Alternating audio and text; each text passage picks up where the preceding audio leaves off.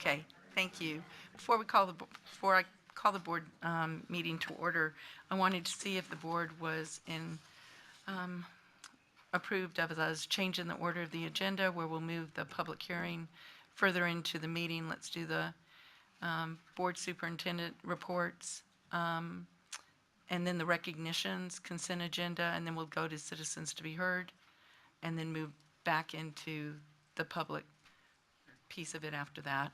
Are you all right with that? That's great. All right. So good evening and welcome to this regular meeting of the Northside Board of Trustees. Before calling this meeting to order, the board would like to take just a moment to briefly review some of the world's rules for conducting our meeting. The order of business for this meeting is set out in the agenda. One item that you may notice on the agenda is the consent agenda. This item includes items that are considered routine and are of a recurring nature. All the items listed under the consent agenda will be acted upon in one motion. If there is a consent agenda item which anyone here would like to address, please sign up to speak to that item and we will pull it from the consent motion and discuss it separately. The purpose of our meeting is to conduct board business, and for that reason it is held in public. It is not a public forum, however, we do provide the opportunity for audience participation. If there is anyone who would like to address the board during an agenda item, our citizens to be heard portion of the agenda, we ask that you please register on the sign-up sheet located at the entrance to this room. This is so we do not overlook anyone who would like to speak to the board. We will review the rules for addressing the board later in the meeting. Is there anyone here who would like to sign up to an agenda item and has not done so? All right, seeing no one, the meeting will then officially be called to order. Please stand as Trustee Katie Reed leads us in the invocation and pledges of allegiance.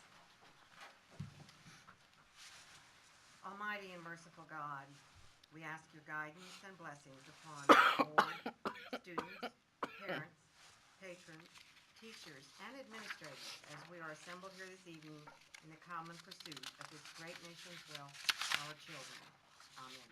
Amen. Amen.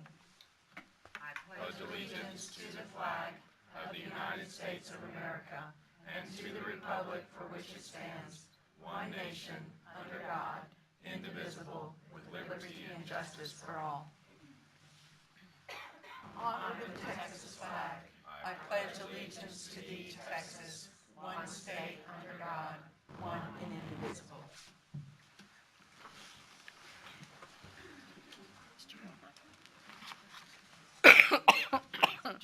Thank you, Mrs. Reed. This regular meeting of the Board of Trustees is authorized in accordance with Texas Government Code Sections 551.001 through 551.146. Next item of business on the agenda is the superintendent's report. Dr. Woods. Yes, ma'am. Ms. Chumley, members of the board, and members of the audience, hard to believe, but we are in the 5th week of school already, and we're off to a great start. I want to thank a couple of groups in particular, our maintenance and custodial groups, who do a tremendous amount of work over the summer to get our schools ready. Every school I've been in just absolutely looks fantastic, including those that are 40, 50, 60 years old. So thanks certainly to those folks, and really to all Northside employees for getting our kids off to a great start to the school year. I had an opportunity earlier this month to present to the state's first-year superintendents, and I'll tell the members of the board that I largely ripped off the presentation that you gave at NISD last year, and really just talked about the importance of building a team of 8, the importance of a culture of a team of 8, and how we have created systems to try to maintain that culture over time. And it was a really interesting conversation with folks from, as you would expect in Texas, a really broad diversity of districts. So really good conversation. So just wanted to tell you after I did it that I took your copyrighted presentation and redid it, but it was well received. I've spent quite a bit of time in Austin as we get near the end of the interim and get ready to start session in January of 2019. Just wanted to say to the board, we're working on legislative priorities, and we will actually bring those to the board next month, both in committee and to the full board for your discussion and ultimately consideration. So that is coming pretty quickly. I wanted to extend a thanks to Cassandra Miranda, our Director of Partnerships, the NEF leadership, and the members of this board for their support of the gala I thought we had a fantastic event that I think was very successful for the foundation as well. Really enjoyed listening to our graduates that were named pillars. Just such an impressive group of folks who really owe a lot of their success to what they got while they were here in their K-12 education. And it was really so impressive to listen to those folks, I thought. So this weekend, and I know we're all out of town at convention, but this weekend we actually celebrate America's Heroes Week in Northside, and we invite, as we do every year, military and first responders to come to our varsity football and volleyball games, where we have an opportunity to thank those folks in a very public setting for their dedication to our community and to this country. It's really something that Stan Lang and his folks in athletics have just done a fantastic job with, and I know that fills us all with pride, and we'll just have to look at it on social media, I guess, this weekend, since we'll all be elsewhere. All right, so finally, our video tonight celebrates the Northside Excel Award winner that we awarded recently, and I see Sean McKenzie in the audience. Sean was pretty proud that day. Our recipient is Lizeth Sampaio, who is an ESL teacher at Folks Middle School.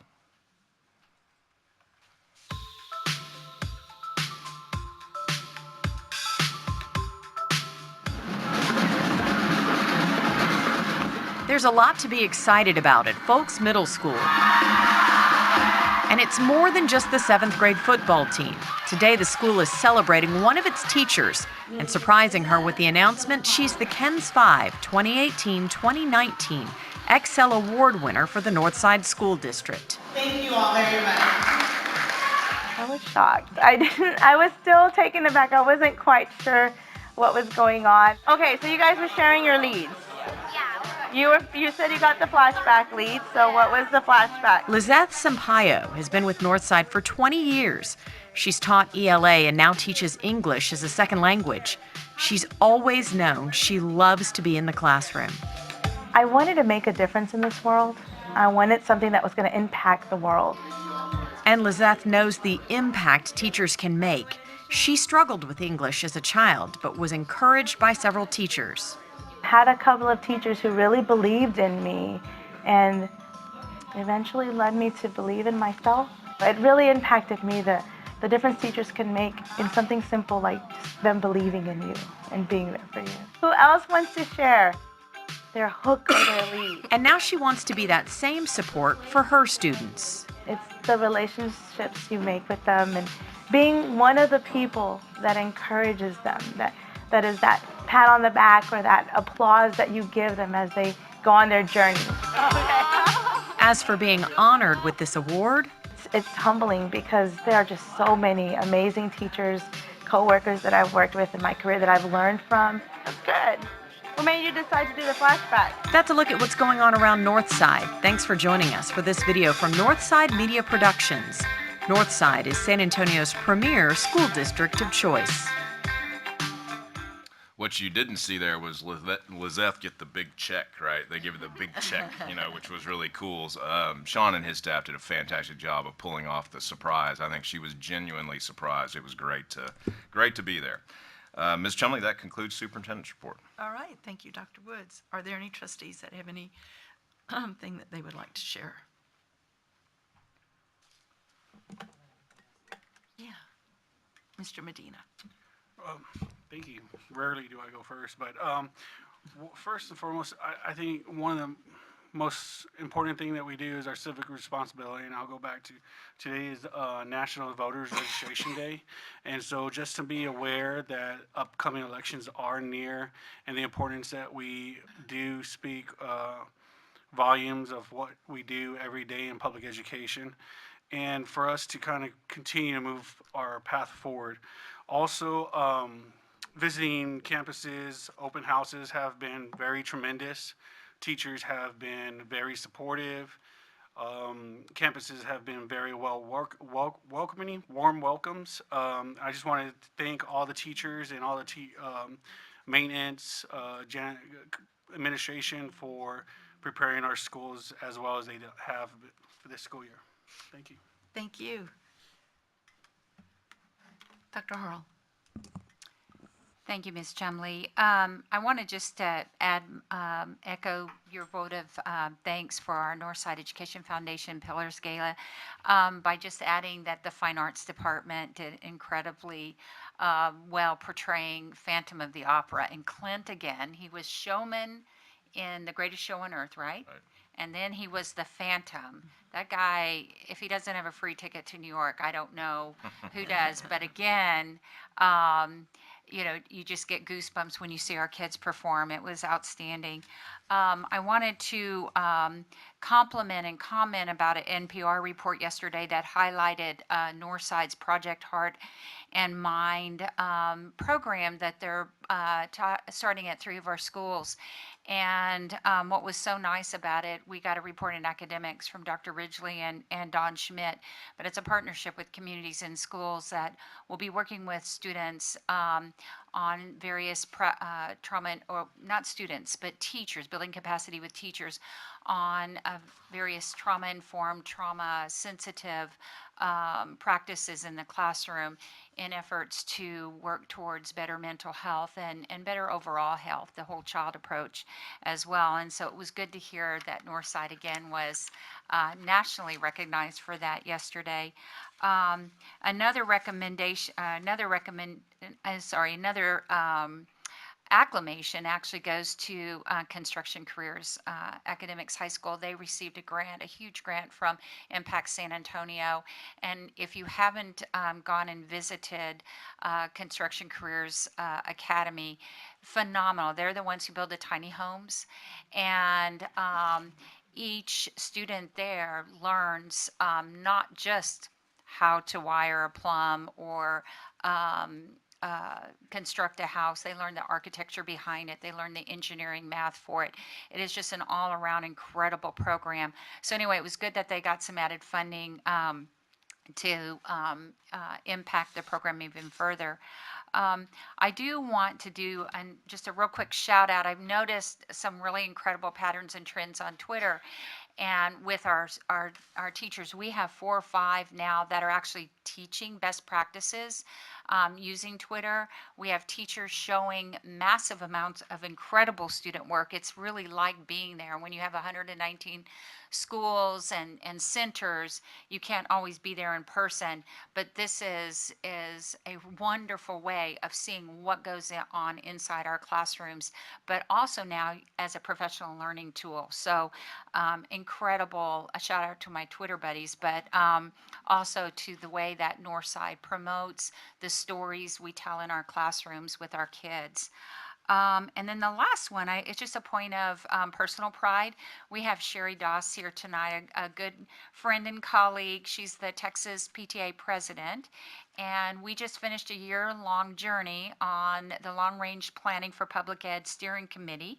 There were 18 of us, right? 18 of us chosen to serve along with the State Board of Education in looking at public ed in the next 13 years. Don't ask me about 13 years, but it was aligned with the 60-30 plan.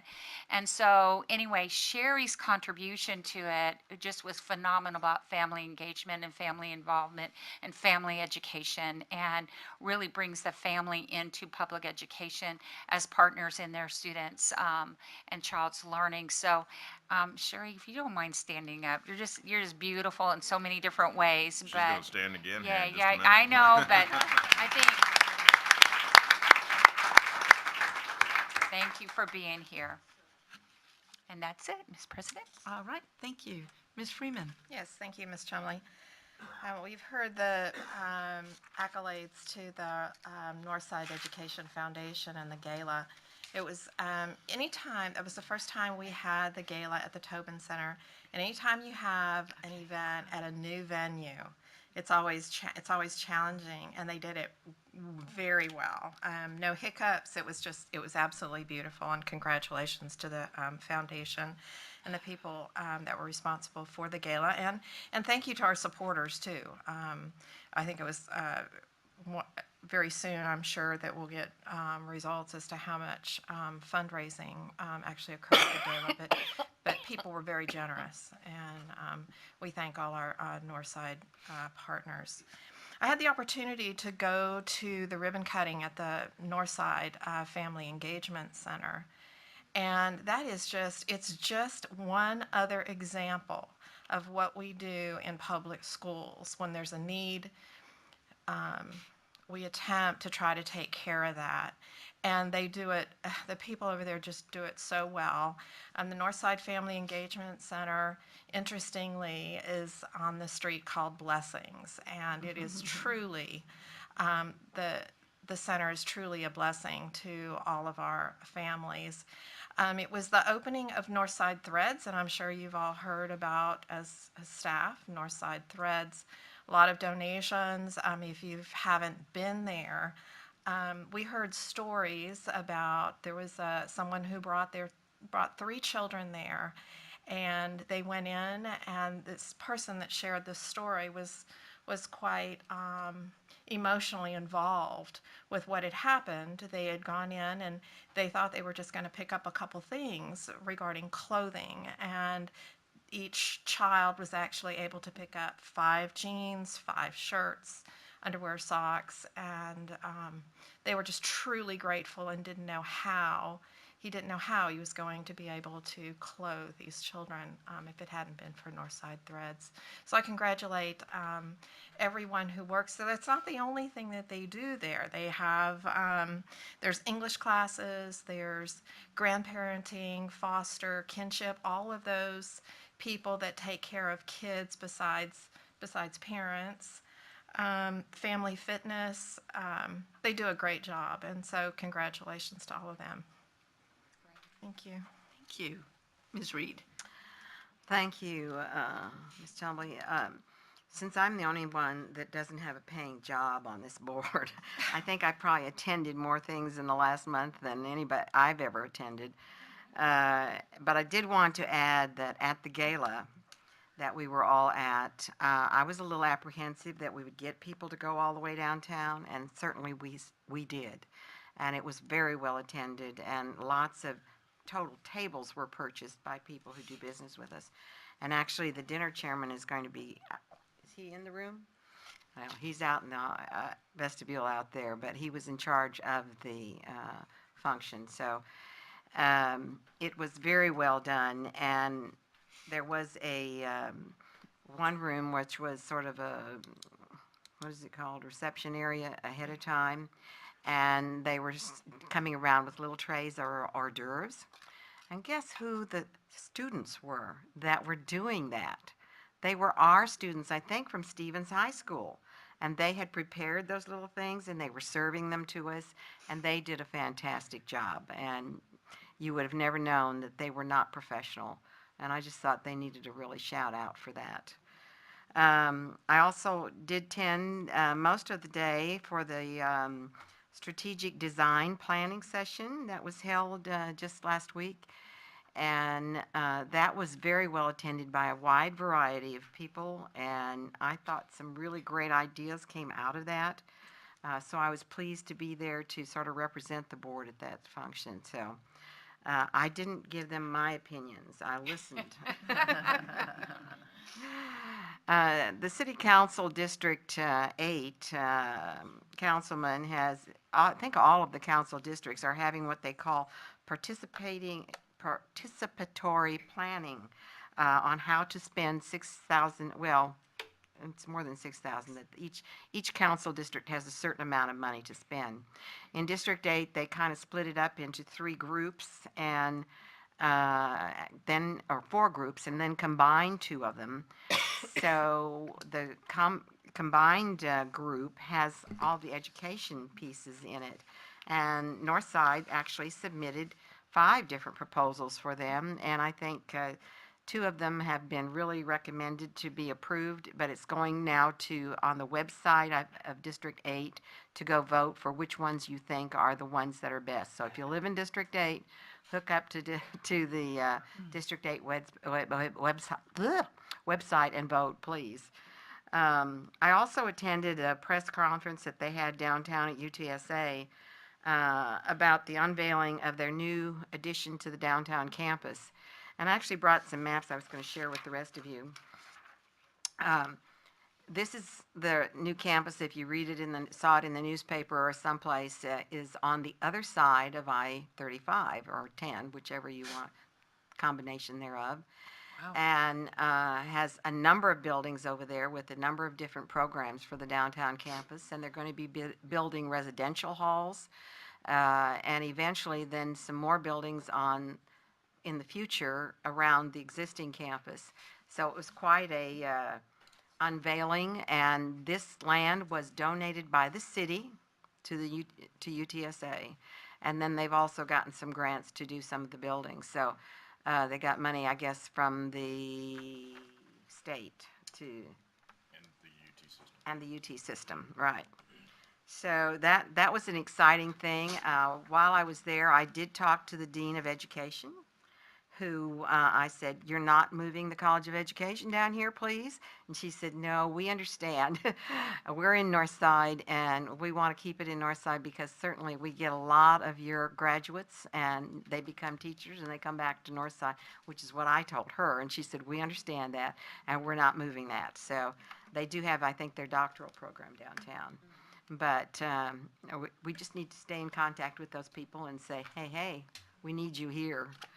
I also attended the briefing at Construction Careers Academy when the U.S. Secretary of Labor came to see the program. He had heard about it, and he thought it sounded interesting and maybe was making a difference, so he came out there. And he only had about an hour to stay. They could have done a whole lot more in an hour than what they did. They presented him with a folder with a lot of information. There were a few people that talked and shared information, and then he went on a tour of the facility. I should say Philip Edge, the principal, said, no, don't stay back there. You come up here with me, the Secretary of Labor. So I actually walked around the entire campus, and he heard not teachers talking to him, but he heard students, and they did a fantastic job. And he was very, very impressed. And the most impressed he was when he saw inside the tiny homes. And he said, "And they have sloped roofs, and they have all these things in here. How'd they do all this?" And I said, they can figure that out. That's their job. So I'm going to share that with the rest of you too. So, and yesterday, actually, I attended, along with Dr. Woods, a program that was done by the Methodist Hospital System and the Medical Foundation. They did a history of the medical center, which is in the heart of Northside. And they actually started working on that center, the foundation did, back in 1947, but they didn't have enough money to actually have the foundation become an actuality until 1968. So they were celebrating their 50th anniversary. And their guest speaker was a guy by the name of Jim Reed. And they also had a great panel discussion, and from the head of UT Health and the city health systems and a number of people. And if you listen to all four of them, the big thing that comes out of it is collaboration, because now they are joining hands with all the other entities in this community, the military hospitals, the downtown hospitals. They're all trying to work together in collaboration. And I'm thinking that's such a wonderful thing, because that's what we're trying to do. We all collaborate together. And at the end of it, Dr. Woods and I were standing there when Bob Rivard came up, who is from the Rivard Report, and they're the ones that actually put the event on. And one of the last statements they were making was that we have a story to tell, and we need to let people know about what's going on with this collaboration.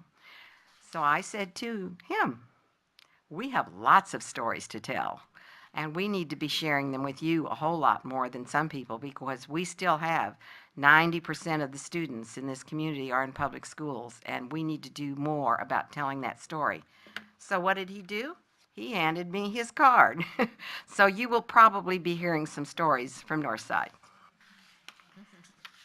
The last thing I went to was last night, and it was from a doctor's organization who says there is a big shortage of doctors in South Texas, not necessarily always here, but in south of here and in the rural areas, and they want to encourage everybody to get into that profession in some fashion, even if it's not to the level of doctors, but in private practices especially. And then RNs that can maybe do work in the field and talk to the doctor here. And so we need to encourage that in our school district as well. So I will let it go at that. There were others, but that's enough for tonight. That's good, thank you. I just real quickly want to thank Tomas Laralde, who is president of the Northside Education Foundation, Jerry Lammers, who is with Alamo Architects, who was the chair of the Northside Education Foundation Gala, and Cassandra Miranda, who is a Northside director of partnerships. They just really outdid themselves. Katie, I shared with you the concerns about moving it to the Tobin, but they did just a really great job. I think everyone felt very comfortable and relaxed. And as always, our business community stepped up, which is just really amazing, the amount of money that that they gave to the foundation and that they stepped up to support Northside. One thing I wanted to add, Karen, thank you for the great discussion about our information about the Northside threads and just the community engagement area itself. But the name of the Northside Threads Closet is For Families by Families. And so I want to ask all of y'all, when you're thinking about things at Thanksgiving, when you're thankful, to take a minute and go through your closets and pull out those clothes that have probably been sitting there forever, like mine. I think I have my children's baby clothes, and not the ones that I'm keeping forever, just the ones that I just have sitting there that I've had for 30 some odd years. Just at Thanksgiving, I just think it'd be a really neat thing if the district would, if we would think about that and do that and have our families, maybe our kids help us to pick out their clothes that we can donate. And they always need socks and underwear. And that these clothes go from kids that are 3-year-olds up to seniors in high school. So just, if y'all would please keep them in your thoughts whenever you're thinking about, taking clothes to Goodwill or donating or throwing things away, that we've got a lot of kids in need that really could use those. And then the other thing, Joseph, thank you for mentioning today is Registered to Vote Day. I'm not going to be on a soapbox, but I do want to ask all of y'all to please make sure that you register to vote. And I'm not saying how to vote, but it's just, there's a lot of things right now in our city, our state, and nationally that affect public education. And there's lots of schools that are called public schools that aren't the traditional public school of what we're thinking about, the ones that have the open door for every child that comes to our door.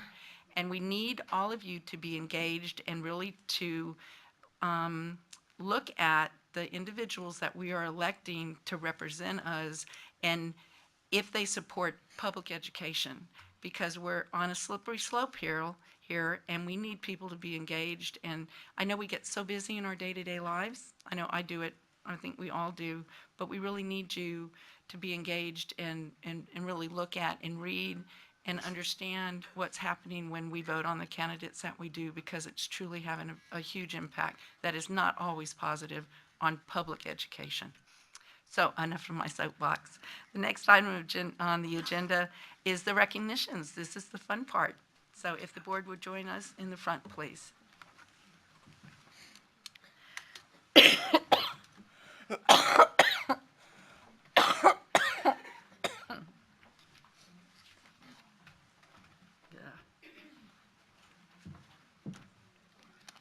Me too. I think he gave it to me.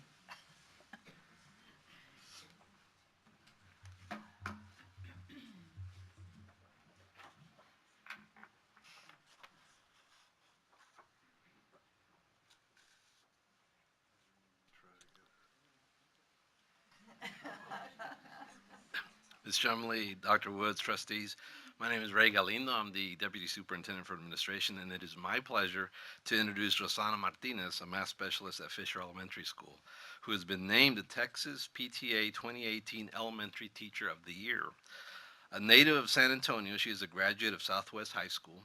Prior to being at Fisher, she worked at John Glen, Linton, and Reyes Elementary as both a first and third grade teacher. She is the only South Texas educator to be honored this year as an outstanding educator by the Texas PTA in their Share the Love Outstanding Educator Awards. The PTA also recognized a superintendent, an elementary principal, a secondary principal, and a secondary teacher. With us this evening, already introduced, to add her congratulations is the president of the Texas PTA, Ms. Sherry Dawson. It's my honor to once again reintroduce her and have her come up to the podium and make some remarks and actually bring Ms. Rosana Martinez forward. Ms. Dawson. Thank you. And thank you all for allowing me to be here to recognize one of your own and one of my own from San Antonio. On July 21st, 2018, at the Hilton Anatole in Dallas, Texas PTA had the privilege of presenting Ms. Rosana Martinez, the 2018 Texas PTA Outstanding Educator of the Year in the category of Elementary Teacher. The award ceremony took place during the Talk of Texas launch held at launch each year. Launch is our Texas PTA's premier summer event attended by 3,000 PTA leaders and members across the state. At the Talk of Texas lunch, she was joined by fellow awardees and honored guests also representing Comal ISD, Leander ISD, Katy ISD, and Carrollton Farmers Branch ISD. Back in February, Texas PTA put out a call for PTAs to nominate an elementary and secondary teacher, an elementary and secondary principal, and a superintendent who exemplifies making every child's potential a reality in the classroom, on the campus, and throughout the school district. Within weeks, Texas PTA received hundreds of nominations. After careful review by committee, Ms. Martinez was selected as the 2018 Texas PT Elementary Teacher of the Year. Ms. Martinez was nominated by Northside ISD Principal Jeff Davenport, whose nomination read in part, "Rosana embodies the saying, all for one and one for all. She is a champion for teachers, students, and parents. She is the source of positivity that radiates through the campus." Texas PTA has been recognizing outstanding educators in the state since 2013. Nominations open each February, and all PTAs are encouraged to participate. And at this time, I'd like to say congratulations to Ms. Rosana Martinez, if you come up.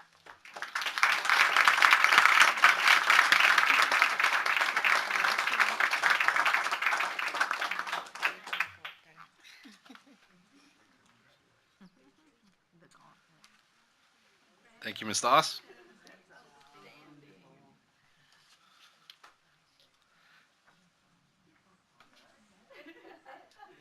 And at this time, any family that's here with Ms. Martinez would like to recognize them as well. Any family support?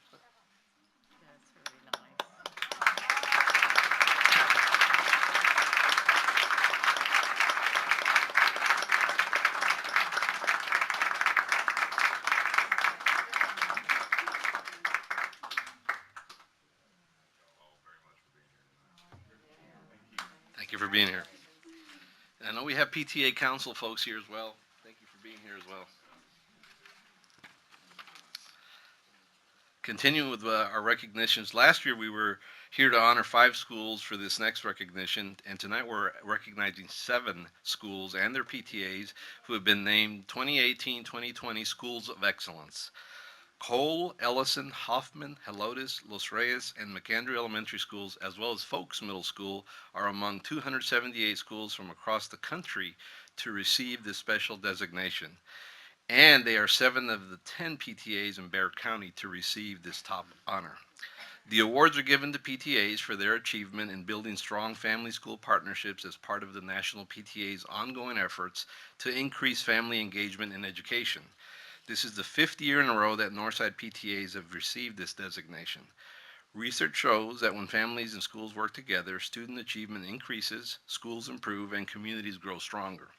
To be recognized as a National PTA School of Excellence, PTAs evaluate their current family engagement strategies and submit a goal for school improvement that families, teachers, and administrators have set together. They improve upon their family engagement strategies throughout the year while focusing on their goal. The National PTA School of Excellence designation is awarded with demonstrated improvement in family-school partnership and significant progress toward their goal. So it is my pleasure now to introduce to you the principal and PTA reps of this year's winning schools. And they are from Cole Elementary.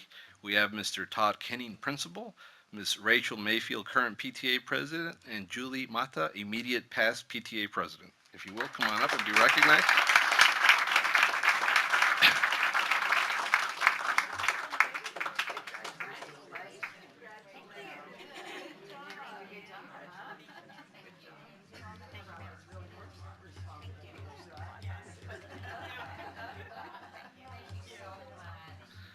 From Ellison Elementary School this evening, we have our principal, Julie Meneses, Jennifer Patlavani, the current PTA president, Melissa Moran, past PTA president, and Delia Soto, our vice principal. Come on up, Ellison.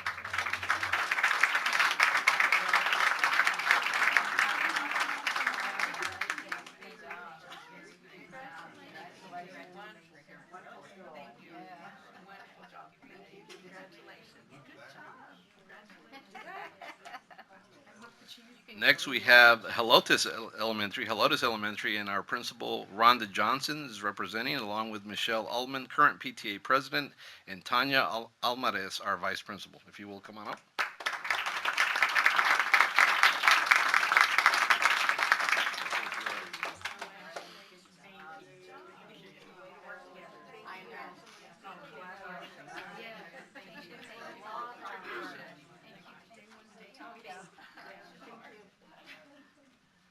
Moving right along from Hoffman Elementary, we have Principal Carrie Squires and Jordan Wagner, current PTA president, if you will, Hoffman Elementary.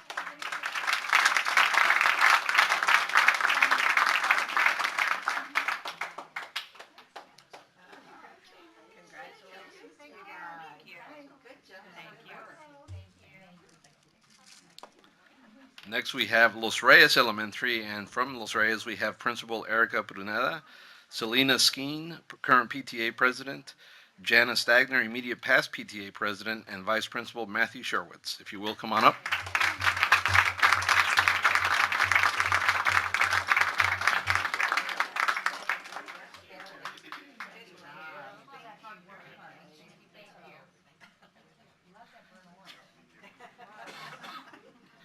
And wrapping up the elementary schools, we have McAndrew Elementary, and representing McAndrew is Principal Deanne Upright and Ruki Koshik, current PTA president. If you will, come on up.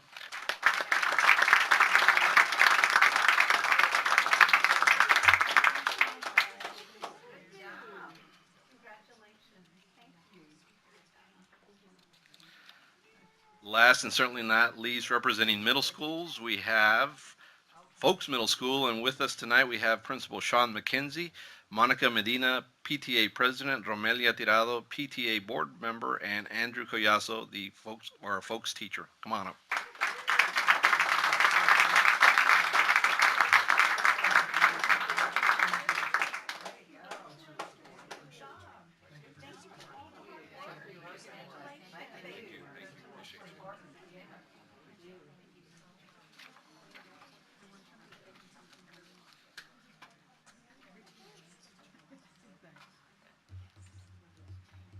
Ms. Chumley, that concludes tonight's recognitions.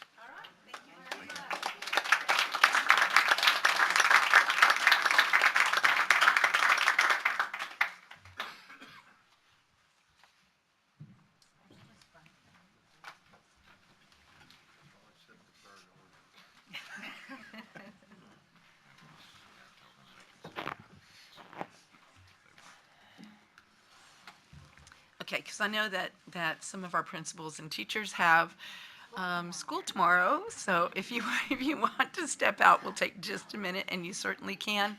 You know, we're very blessed in Northside that we have tremendous PTAs, and it takes the cooperation between parents and principals, so thank you all. Thank you.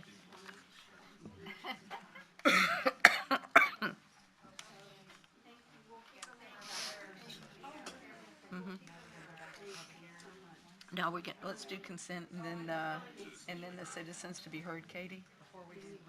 Yeah. And then just finish with that.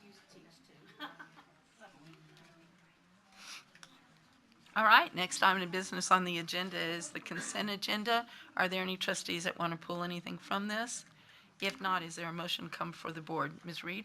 I don't want to pull it, but I did want to make a comment.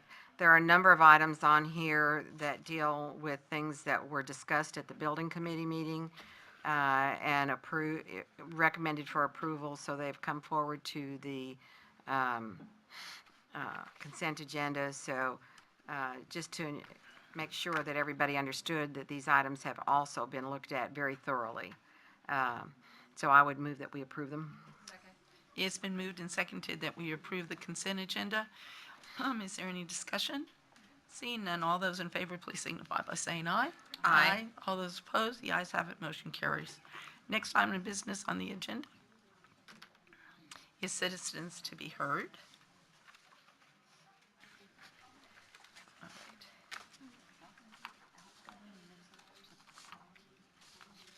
Kate? There's the citizens to be heard. That are signed up. I have to figure out how to work the stopwatch. You just need to call them whenever, after I finish reading this. Okay, I'm just trying to get it back to zero. Get it? Not yet. Want me to do it? To zero. The first citizen on our list is Henry Ford Sr. Hold on, just one moment, though. Let me read the Oh, I'm sorry. things. No, that's okay. Never mind. Katie, you press the center. That puts you- All right, so before we do our citizens to be heard, the rules for addressing the board. We believe citizens to be heard is important and meaningful, and we will listen to what you have to say. We value your opinions, although we are restrained by law from taking any action. We value what your opinions, and we listen to what you have to say. Please use the podium, address your remarks to the board, confine your remarks to a Northside policy or practice, limit your remarks to 3 minutes. At 2 minutes, the board secretary will hold up the yellow card. At 3 minutes, the board secretary will hold up the red card. We ask that you wrap up your remarks at that point. Do not make personal attacks on individuals. And audience, please refrain from applause or any negative response. Ms. Reed, the first person. First person is Henry Ford Sr. I'm going to go first, Ashley Smith. Okay. Is the other person going to talk also? Yes, I'm still going to talk. Okay. Okay, now, let me just look real quick at this, Mr. Ford, because we need to make sure that y'all are all signed up. They're both here. Okay, Ashley. And here's Henry. There. Okay, all right, good, thank you. Okay. Please come out and state your name. My name is Ashley Smith. Can everybody hear me? Okay. And you can lift that up just a little bit if it'd be more convenient. Yeah, there we go, more comfortable for you. I'm coming here tonight on behalf of West Creek Townhome, the West Creek area. The transportation for the middle schoolers have been pulled this year, and I didn't find out about it until when I was getting her scheduled for school. And then the very next day I went to the West station, and I spoke with the routing manager there. And the way he explained it to me was that where we're living right now, it's only 1.98 miles away from the school, and it had to be within 2 miles in order for them to get transportation. So for whatever reason, they just pulled it this year, although the students have been getting picked up from West Creek Townhomes to the Luna Middle School since it's opened. And so I expressed some concerns about that because on Military, it's not safe for the kids to be walking, especially that long distance from 1604 all the way up the street. Even though it is a one-way, they get on Military and they go all the way up the street and then they turn and the school's right there. But there's no lighting on that road whatsoever. So when it's dark, it's pitch black. You can't see. And then also the sidewalk is very narrow. Only one person can walk at a time. And so that's a problem because there's not just one kid walking to school. There's a plethora of them. So then there's some kids that are in the street, and then there's some kids that are on the sidewalk. They have the little bike lane. There may be kids riding in the bike lane. But again, it's dark. And once the time falls back, drivers are not going to be able to see these children walking to school. And just this morning, a kid got hit on his bike, and the bike was tore up. Hopefully the child is okay. But me thinking as a parent, well, first, I know it's not safe on the road, and then two, I never want to be that parent to get that call like your kid got hit by a car riding their bike to school. The main problem is that the military is a very busy road, and it's one way going this way, one way going the other way. So a lot of the times, the drivers, they're not looking both ways. Because when you're on a one-way street, it's only natural that you're going to look this way to see if there's cars coming, and then you're going to go. You're not looking this way to see if there's anybody walking by.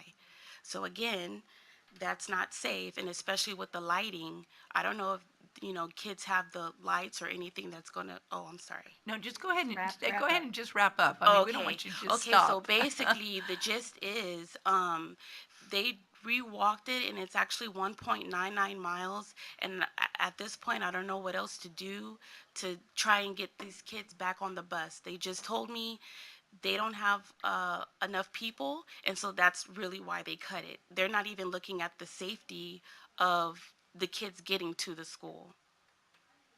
Okay, thank you. Thank you. I'm her father. That's my daughter. She gave a good speech. And I used to work for Northside Transportation Section, and I'm here to say that I'm very disappointed that they're not worried about the safety of the students and whatnot. Me and two of the I administrators. say your name. Oh, my name is Henry Ford. My name is Henry Ford, board. And me and two of the other guys from transportation, I called them up and said, hey, we need to look at the safety of this road military. So me and the assistant, I think, transportation, John Ramirez, me and him walked it.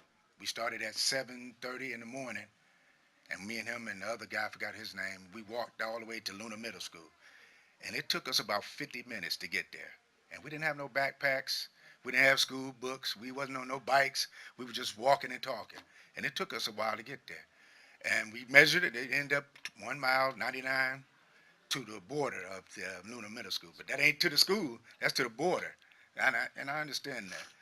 And my thing is, they're saying, well, it's 1.99. It ain't the 2 miles, but it is if you actually go from the people's apartments. If you go from them students' apartments, it's about 2.7 miles. If you Google it, look it up on the map, pull up anybody's address, it's about 2.7 miles. I'm not trying to throw any shade on the transportation section, but we do need to bring the bus back to that West Creek townhome. We need that bus back for them students because it's very dangerous in the morning to be walking. We walked at 7:15. It was getting light, but if you start out at 6:30 when the time starts falling back, it's going to be dark, and them students are going to be in danger. And I don't think we want any other student out there riding their bike to get hit by somebody driving down Military. One part of that is no sidewalks. It's no crosswalks. It's no crosswalks for the students to go off to. They got to just cross in the middle of the street where people are driving their cars. Matter of fact, me and that guy walked across the street, and somebody still turned. As they seen us crossing, going across, they still made the turn, the left turn, as we was walking in the crosswalk. It's just dangerous. So we need to bring that bus back to that West Creek townhome. It's just, the bus need to be reassigned. It was West Bus 666, and they deleted it because I don't know why. I don't know why they cut that route out. They need it. It's due. Them kids need that bus, sir, Mr. Woods. I'm just saying, they need that bus back. And them students are going to Luna Middle School. They are suffering out there. And there's a lot of parents that are supposed to have been at this meeting to let you know that their kids are walking. I'm driving people's kids. I don't even know them. I'm picking their kids up when I pick up my granddaughter that goes to that middle school. I'm picking her up and taking her home. I need them to get that bus back for them kids. It's just, we're here to take care of the students, and I don't think we're doing that right now. We got them students out there, and they're just walking, and nobody's worrying about them. And I ain't even begin to talk about the sex offenders that's out in that, living in that area. I didn't even begin to tell you how many is in there. But we need to bring that bus back and take care of them students. That's all I got to say. Y'all have a good evening. Thank you. Mr. Galindo, are you familiar with this? Yes, ma'am. Okay, so do you, We have more people. oh, we have more, I'm sorry. Okay. We have more. Okay, Crystal Cervantes. Hi, I'm Crystal Rosa Cervantes. I'm also here to give my voice out on the West Creek townhomes. I have 3 daughters. 2 just started going to Luna. They're 11 and 12, and they too have to walk. And I just wanted to bring that transportation back. My daughter did attend Luna for 3 years, and she did have the transportation, but now my 2 little ones don't. And I also think that they need to bring that back because it is dangerous. I mean, military is a busy road, and when the time does change, it is dark. There's no lighting over there, and just even the weather when it rains or when it's really cold. And I too didn't find out about transportation until we went to go get the schedules because they just left from Glen Elementary, so I didn't get no letter stating that there weren't going to be no transportation until we went to get the schedules. So, and then also the sex offenders, there is several sex offenders out there in that location, and that's what worries me because, nowadays anything can happen. If you hear about kids getting taken for the trafficking, so it worries me because these are my girls. They're my life, and if anything was to ever happen to them, I wouldn't know what I would do.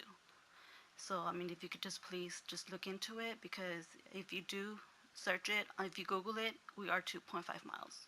And I just don't understand why they're counting the property line, in the property line, where it's 1.98 miles. So, if you could just look into it, I would really appreciate it, because these are my girls that I'm worried about. Okay? Thank you. Thank you. Ms. Reed? We have one more, but it's on a different topic. Okay, is that all for the, That's all for that? Oh, well, Okay. no, wait a minute. No, the other 2 are something else. okay, all right, thank you. Just since it's not an agenda item, we can't have a discussion of it, but we have heard you, and we will talk to Dr. Woods and Deputy Superintendent Galindo. Thank you. I appreciate it. Thank you. We appreciate it. Okay, the next person is Kaylee Latiga?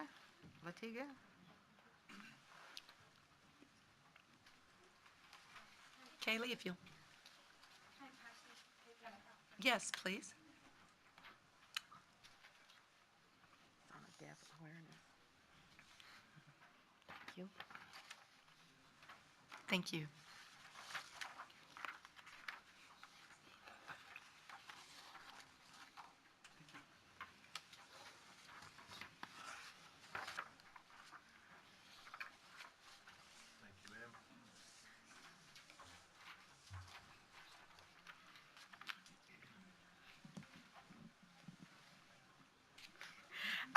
I would like to request a little bit of extra time because I'm deaf, so it's kind of harder for me to speak a little. So can I have extra time if? Kaylee, let's see where you are when you're at 3 minutes. Let's see where you are and see how much more time you need. Okay, thank you. Okay. Okay. Hello, my name is Kay Lautige, and I am a sophomore at the Science and Engineering Academy. I have been a Northside student since I was in 3rd grade. My freshman year at SEA, I took all pre-AP classes and stayed on the AB honor roll. I participated in the science fair, attended 4 competitions, and taken home my 5th grand prize, first in category, Director's Award, and I was a finalist at my last competition. I joined RSDC and was one of only 20 students who were invited to attend a summer leadership camp this past summer, and I played volleyball. This year, as a sophomore, I have joined debate and journalism. I am still in RSDC, and I was awarded the honor of being my class flight commander. I have also started a club at my school. Now, with all of my many accomplishments, I ask you, do you think I am exceeding expectations? I would say that I am probably an average overachieving student, but because I am deaf, most people that hear all of my accomplishments and then find out that I'm deaf think that I am breaking a mold, that I am achieving so many amazing things. They tend to be very surprised. As far back as I can remember, my mom has made me sit at my art meetings. In my 3rd grade art meeting, someone looked at my autogram and that person said, "Man, she's deaf." Kids with this level of hearing loss graduate high school reading at a 5th grade level. Now, while this is a true fact, stating it in front of a young, impressionable student was probably not the best time to do so. But to be honest, this was the moment a fire was lit inside of me. I was determined to be more and do more. Now, fast forward a couple of years, I was losing more of my hearing and no longer getting much gain from my hearing aids. I told my mom that I wanted to learn how to sign and I wanted to use interpreters. During my transition arc between fifth and sixth grade, I told the committee that I wanted to learn to sign and use interpreters. I was told no because I was excelling academically and thriving socially. They cited least restrictive environment. My mom then called the meeting to an end and asked for another date to be set. Then my mom did what she does best. She went home and did some research. When we all got together again, my mom referred to the Texas Education Act, in which it states that the deaf child will choose what form of communication they will use. All of a sudden, the art committee thought it would be a great idea for me to attend Stevenson Middle School and use the interpreting service. At Stevenson, I was the only deaf student who took PAP classes, and nobody ever let me forget it. I asked myself then, why am I the exception? Why am I not the expectation? Now let's talk about high school. I am the first ASL using deaf student to ever attend SCA. I am the first deaf student in ROTC, and I was the first deaf student to attend and complete the ROTC Summer Leadership Camp. I am apparently also the first deaf student competing in debate. And that little club of mine that I mentioned, well, it's an ASL club where I teach students how to sign, and it's the club with the most members. I'm sharing all of these experiences with you because I should not be the exceptions of deaf students within our district. I should be the expectation of deaf students. It's time for us as a community to stop telling our deaf kids that they will graduate high school reading at a 5th grade level simply because they can't hear, and start asking them what their goals and aspirations are. Now remember, I mentioned least restrictive environment, and gosh, I hate this term because this means something different for every kid. For me, least restrictive environment meant a school that offered a high level of academics. For another child, that might mean their home campus or attending RDSPD. Some deaf kids need to be in a classroom with only deaf peers, and some can be in a mainstream classroom with pull-out services. When you pull up any of the district's web pages, you see so many articles and photos of football players, band kids, and so many other amazing things, but you don't ever see successful deaf kids. Kaylee, is the board, Continue. go ahead. I refuse to believe that I am the only deaf kid in our district who is excelling and making their own way. Why are we not using kids like myself to encourage the younger kids? Why are we not trying to break their graduate high school reading at a 5th grade level mentality? We should be encouraging the inclusion of our deaf students. I am an American, I am Hispanic, and I am deaf. I use American Sign Language to communicate. All of our schools offer Spanish as a second language. Why? Because we are in Texas and the overwhelming majority of people are Hispanics. So we are accommodating to this population. Why are we not recognizing the fact that we have 2 languages in our country and offering ASL in every school within our district? Why are we not being accommodating for our deaf Americans? If we offered ASL at every school, other deaf students would feel like they too can attend those campuses. Being the only deaf kid at my school is not a big deal to me, but I am a teenager. I want to go to school dances and have fun with my friends. My parents spend hundreds of dollars for a dress and shoes and hairs and makeup only to have me attend their dance for 10 minutes. The moment I arrive, reality hits me in the face. I am the only deaf kid and no one signs. I can't communicate with anyone, and yes, I could ask for interpreters to attend the dance, but really what teenagers do know that want an adult right next to them at a school dance? It is time for us as a community to support our deaf population. September is National Deaf Awareness Month. I am here to share my story, to open your eyes to an issue so great, and to ask for your help for supporting the younger generation of deaf kids so that their world of possibility doesn't end at 5th grade, and to implement a standard where, as a district, all of our schools offer ASL as a foreign language. Thank you. Thank you. Thank you. Well done. Okay. Last one. Aces Montiel. Besides? Montiel. I also have some literature I'd like to pass out. Okay.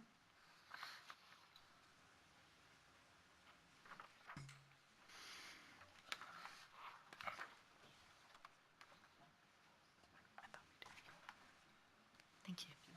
She's a remarkable young woman. Yeah. Yeah.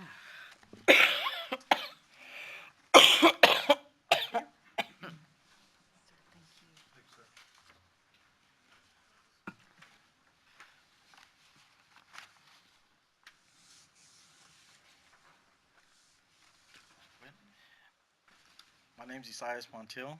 and I'm here with my wife Deborah and my son Joseph and Jacob, which are deaf. I have 4 children that currently go to Northside School District. Kara, who is hard of hearing and is a junior at Brennan High School. Victoria, who is a freshman at Brennan, and then I have Joseph, who seventh grader at Stevenson Middle School, and Jacob, who is deaf, also 4th grade at Braun Station. Both Joseph and Jacob utilize interpreting services. So in the last year, there have been some changes within Northside's deaf education program. I am here today to make the school board aware of what I feel is one of the biggest issues, which is the lack of sufficient staff within the deaf education program. So far this year, both Joseph and Jacob have gone without an interpreter or an AI teacher on numerous occasions while in class. Most recently, Jacob, who is a 4th grader, came home to tell us that both interpreter, AI teacher were called away from the classroom, and the teachers gave a peer 4th grader to interpret for Jacob, which is also a 4th grader, which is very unacceptable to have a peer interpret for him. I have on multiple occasions, both in person and writing, brought this concern up to the administration and staff at the schools, as well as Ms. Riddle, who is the deaf ed coordinator. Up until now, not one person has acknowledged my concerns or attempted to resolve the problem or any of the issues.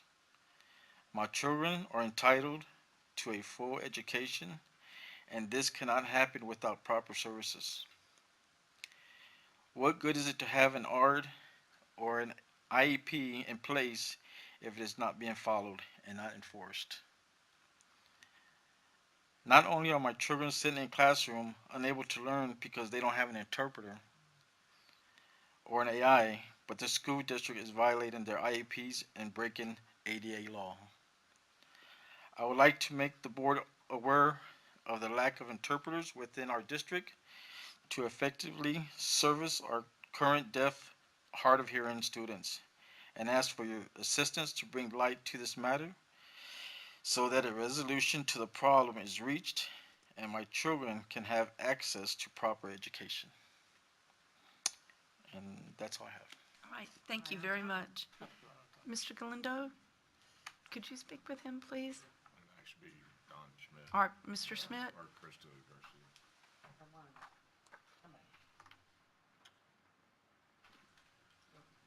You want to go back and speak with the, I think so. It's the same topic. Thank you. Thank you. Thank you.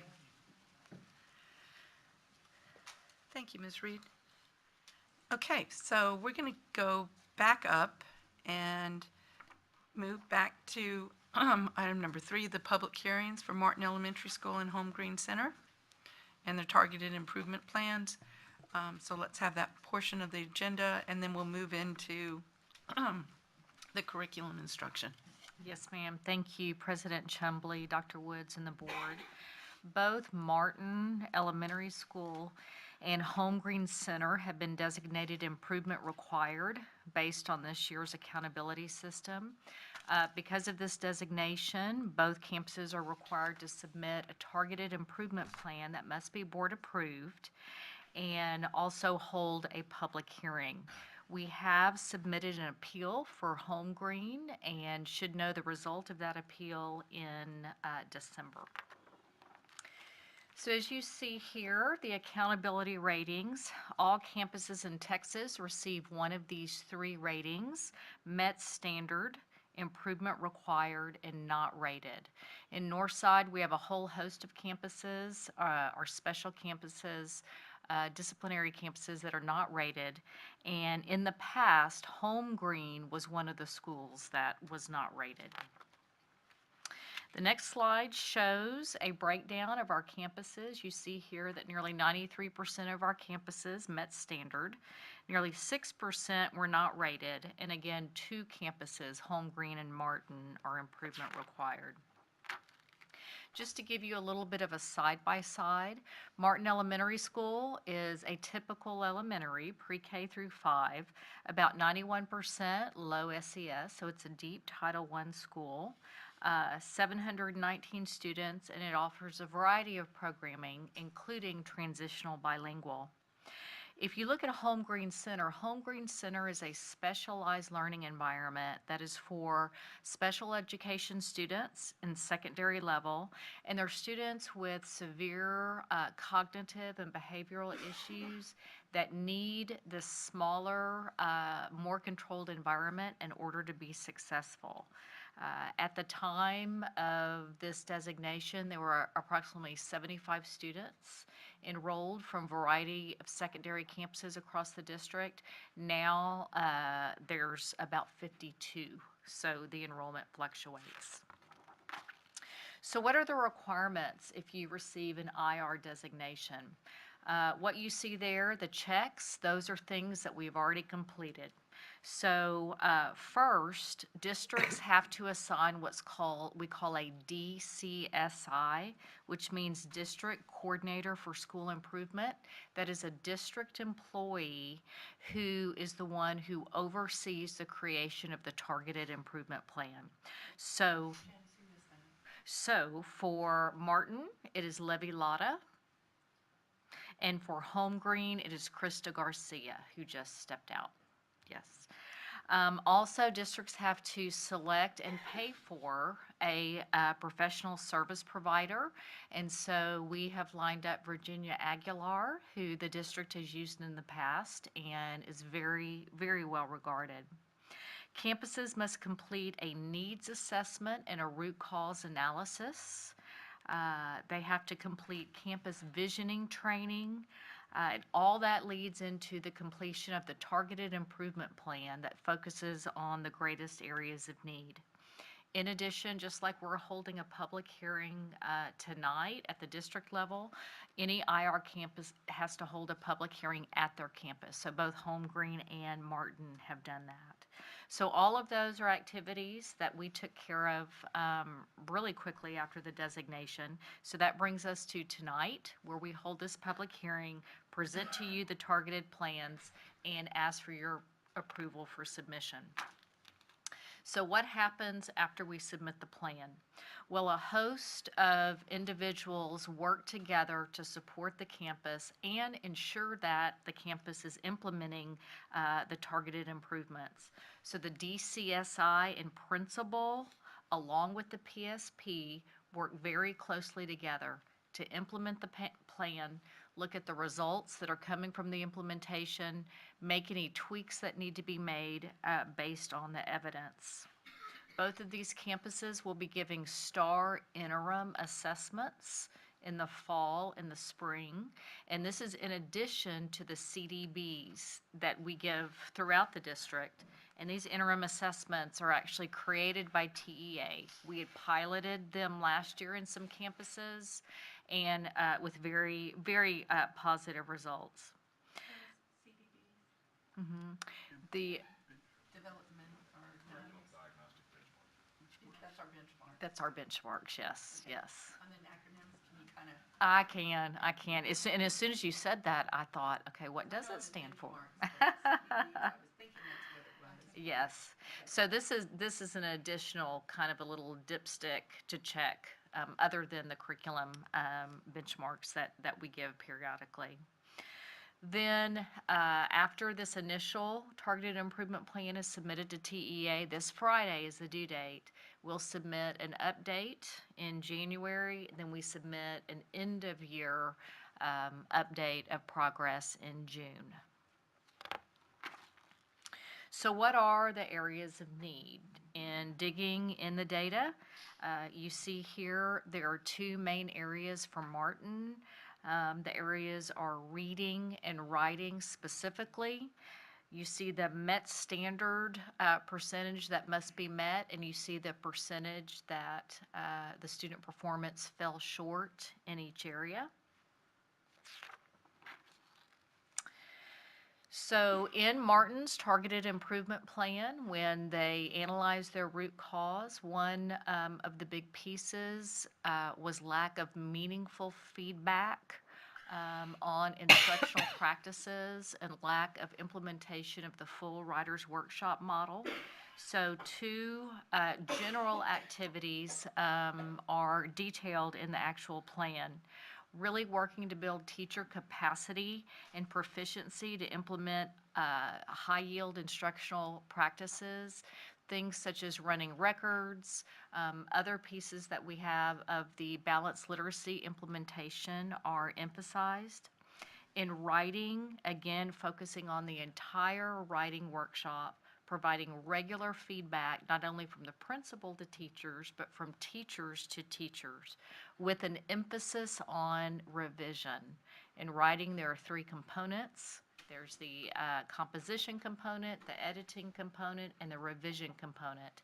And the revision component is the area that needs the most emphasis.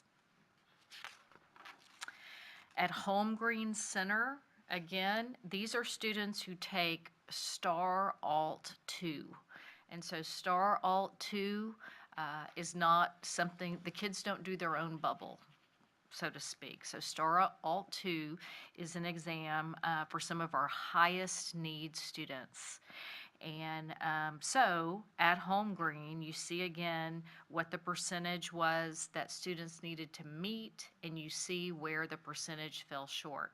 Again, I do want to emphasize, this is a campus that has never been rated before and is not typically rated. Why is TEA rating it now? What's For two reasons. So students at Home Green, again, 6 through 12 students who are from all of our secondary campuses. Right. And as has been the practice for years, when students are at Home Green and they take the alternative test, their scores go back to their home high school, which always makes sense. Well, through various iterations of the way the testing mechanism has worked, there have been different places where it shows the student, let's say it's a Jones student, for example. The student's at Home Green, so when our staff was looking at all of the different pieces that come up, it showed that that student's grade went to Jones. And there was some piece of the system with our new iteration of our testing vendor that there was no way for us to tell that that student was at Home Green. So we have filed an appeal specifically for those 9 students because frankly, there was no way for us to know based on the screens that we were seeing.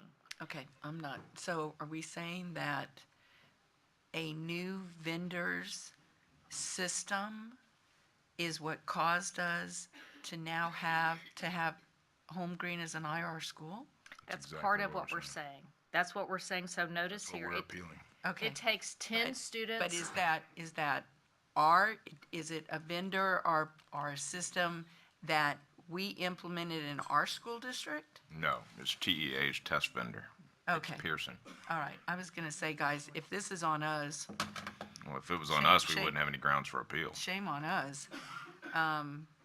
So their vendor's test system didn't allow this, and so that's now why Home Green is IR.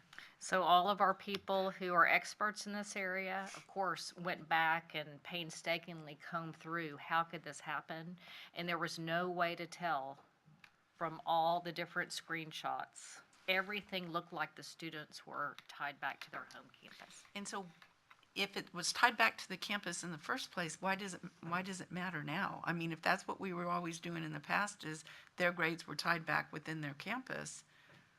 They were with previous systems, but for some reason with this system, when it came out, the It individual didn't tie them students- back, instead it made an individual category for Home Green. That's exactly right. Okay, I'll get it. The the way that it was explained, it used the PEMS number from Home Green, which is where they take attendance, but it wasn't supposed to reflect. Right. So they're not, On they shouldn't have used that. And the reality is, these are our kids that that have our highest need. And they spend an awful lot of time on behavior modifications and issues and adjustments and trying to get them to be able to go back to their home campuses. So what if we, what if we lose the appeal? Well, if we lose the appeal, we will continue with all the work that we're doing already. And right now, we're scheduled to find out the outcome of the appeal in December. So that basically means, we are continuing on as if they are IR.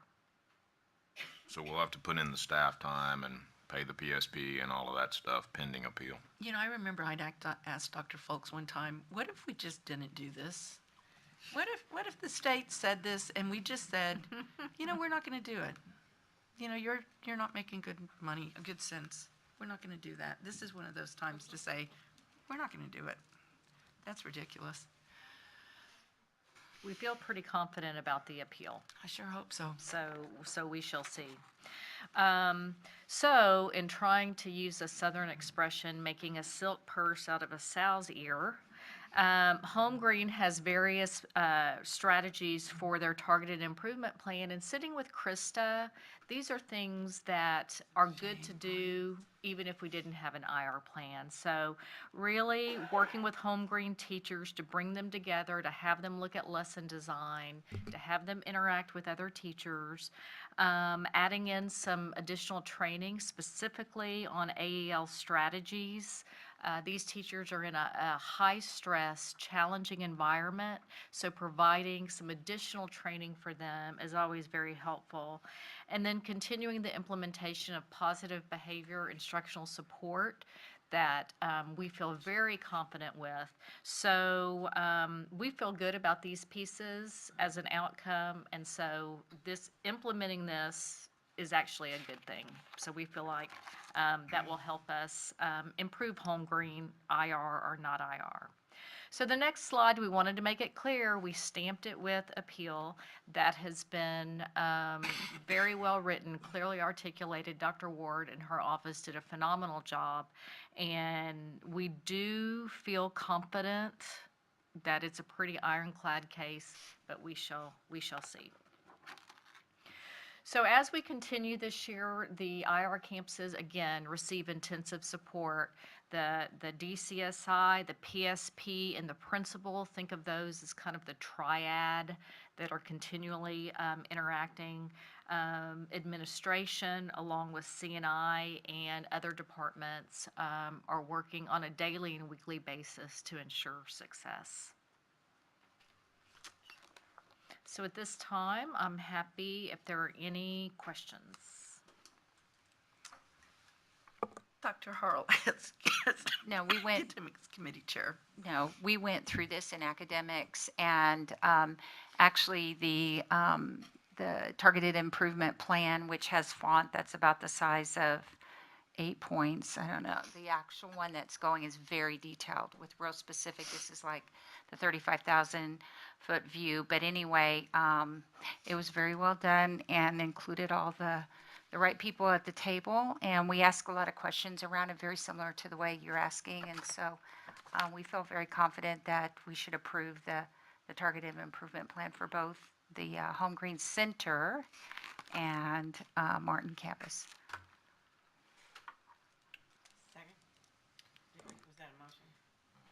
Not yet, guys, because we're still actually in the public hearing. So if there's any further questions, I'm sure that you talked about this, and there's no action on this. Next item. The next item, we have, we'll jump back down to curriculum and instruction.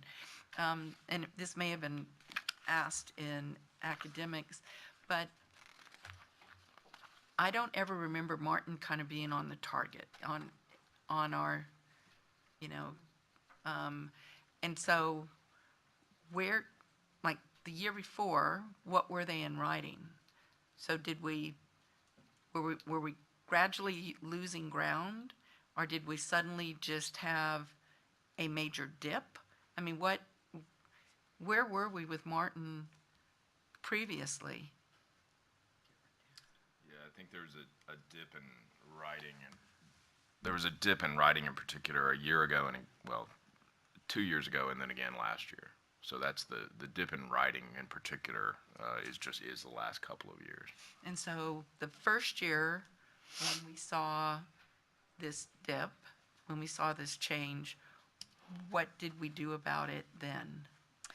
So I'm going to, Levy, if you want to maybe come address, because I know they've been a stat school in years past, but Libby, if you,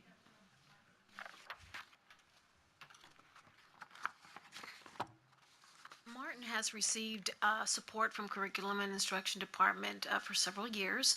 They have been a school that was identified as a stat school, as Dr. Jordan mentioned. They have also been a targeted school, a focused school, so they have received support through many years.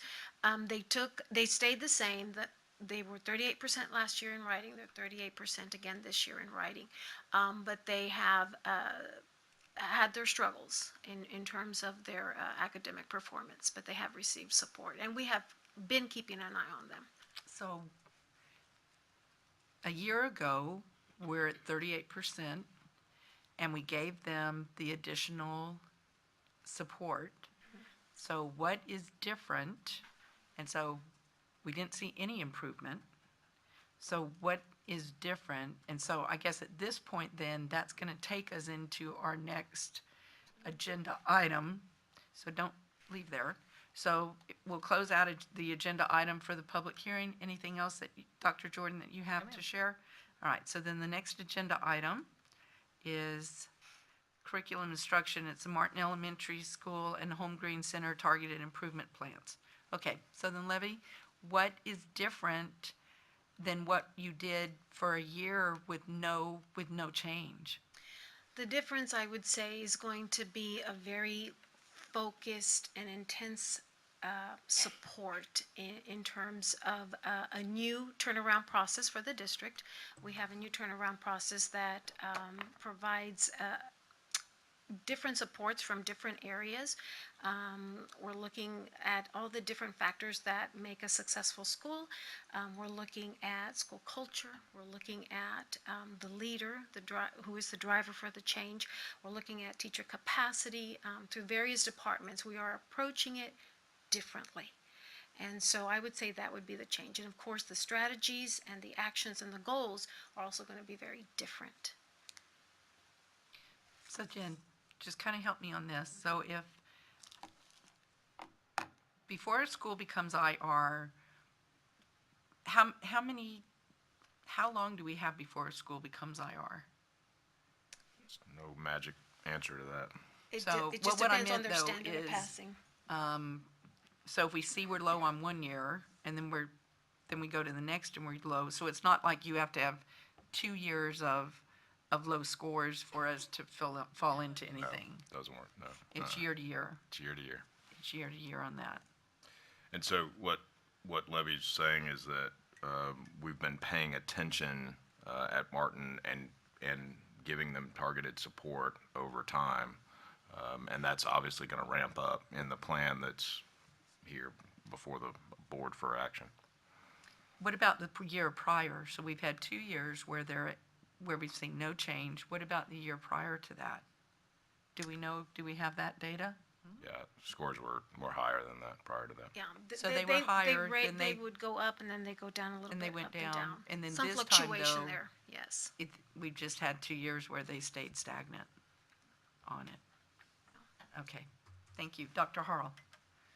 Real quick, one of the questions asked at academics was one of the processes that Levy was alluding to that the teachers go through or the leadership team goes through with teacher representation is the root cause analysis. They do a data analysis and then root cause. And the teachers, that was the number one root cause, I'm just reading it straight from the plan, was that high quality tier 1 instructional practices and writing was limited in all grade levels. So it's not about any blame.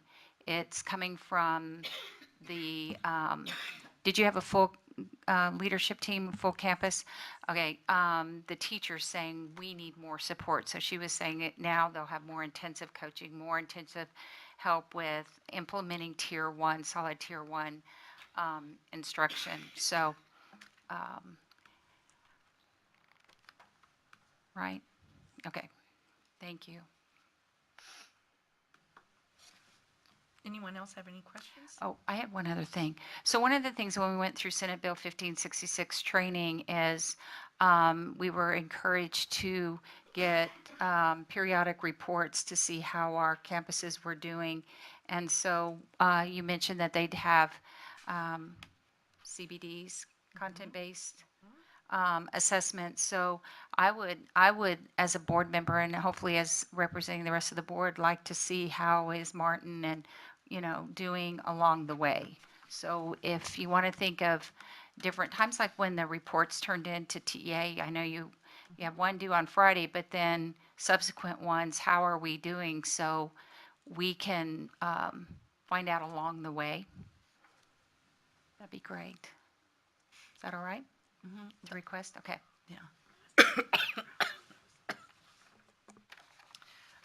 Dr. Woods, because I know that is one, I know that there were other schools that we were concerned about. Martin was not on that list. I just don't remember us, and I know I have not made a lot of academics committee meetings recently, but I don't remember Friday letters, which even though that I'm not the best of, but still Friday letters. I mean, just that Martin was not on my notice of a school that we need to be concerned or just might need additional support. So I think in tagging along with Dr. Harl's comment, I would like us to be able to have a way where we know coming in. So even like last year, we would have known, we're concerned, we're looking for what we're going to see for the next year. I just think if there's a way, and I personally don't want to see every benchmark result for every school that we have in our school district, but I do think that there's a way that you can let us know when we have schools that are getting the additional support that we're concerned about, and then that way it keeps us on task of being able to follow where we are as well on what's happening with the schools, so that when we get to this point, we're not particularly saying, wait a minute, where did Martin come from? Yeah, I think that would be beneficial for all of us. We did have a conversation earlier, I guess over the summer, about what schools we were going to add particular support to for this school year, for the 18-19 school year, and we can certainly circle back to that conversation. Okay, I think that would be very beneficial to us to have that information. Okay, so this is an agenda item, bless you, that we do need to take action on. Is there anything else or any questions that any trustees have in relation to Home Green or Home Green's plan? All right, seeing none, is there a motion that will come before this board from the board? Carol? I move that we accept Home Green Center and Martin Elementary School's targeted improvement plan for 2018 and 19. Thank you. Is there a second? Second. It's been moved and seconded. Are there any additional questions? Seeing none, all those in favor, please signify by saying aye. Aye. All those opposed? The ayes have it, motion carries. Thank you very much. Thank you. The next item of business on the agenda is Facilities and Operations Schematic Design. I'm going to go look at that real quick. It's not on the agenda. Thank you, Ms. Chumley. Oh, yeah, We have I a see couple items for you tonight. The first one is a schematic design for the new library and classroom renovations at Glen Oaks. As you may remember, the 2014 bond program provided for a renovation of the existing library. Result of planning efforts in preparation for the 2018 bond program, a master plan of the entire campus was commissioned, which led to the determination of a new library versus a renovated library. Therefore, the 2018 bond program included additional cost and scope for a new library and other campus enhancements. Tonight's presentation design, schematic design, I should say, presentation will include a new library, parking improvements, and associated upgrades. Next Gen is the project architect, and Mr. Joel Hernandez and Mr. Raul Yanis are here to make the presentations for us tonight. Hey. Oh, thank you, everyone. Oh, I'm the shorty here, so I need to put this back down. Tonight I'll be presenting Glen Oaks Elementary School Library Addition and Classroom Renovations. So just as a refresher, Mr. San Miguel alluded to, we did a master plan that we presented to the board back in November of 2016. And in it, we had the existing campus as it stood at that time. Phase one included taking out the administration building and replacing that with a new admin building, coming in, taking out the library and the building C, coming in with the new library, new classrooms. And then the next phase would include taking out the additional buildings and then coming in with a classroom block. And this all in an effort to connect all of this under one campus. And then the last phase included taking out the cafeteria, gymnasium, and coming in with a more traditional cafeteria gymnasium setup that you have for your elementary schools.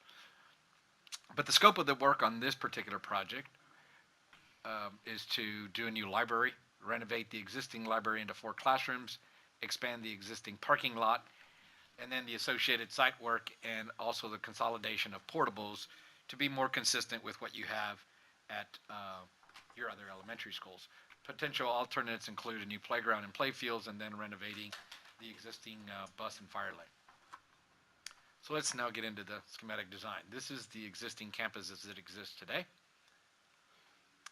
And in step 1 of phase 1, we would add an additional 2 portables and then start looking at relocating the current portables, which currently exist 3 here and 3 here, as well as the demolition of building C. That would be step 1. Step 2 would be the consolidation of those 6 existing portables with the 2 new portables that will be used to replace the 4 classrooms of building C as it gets demolished.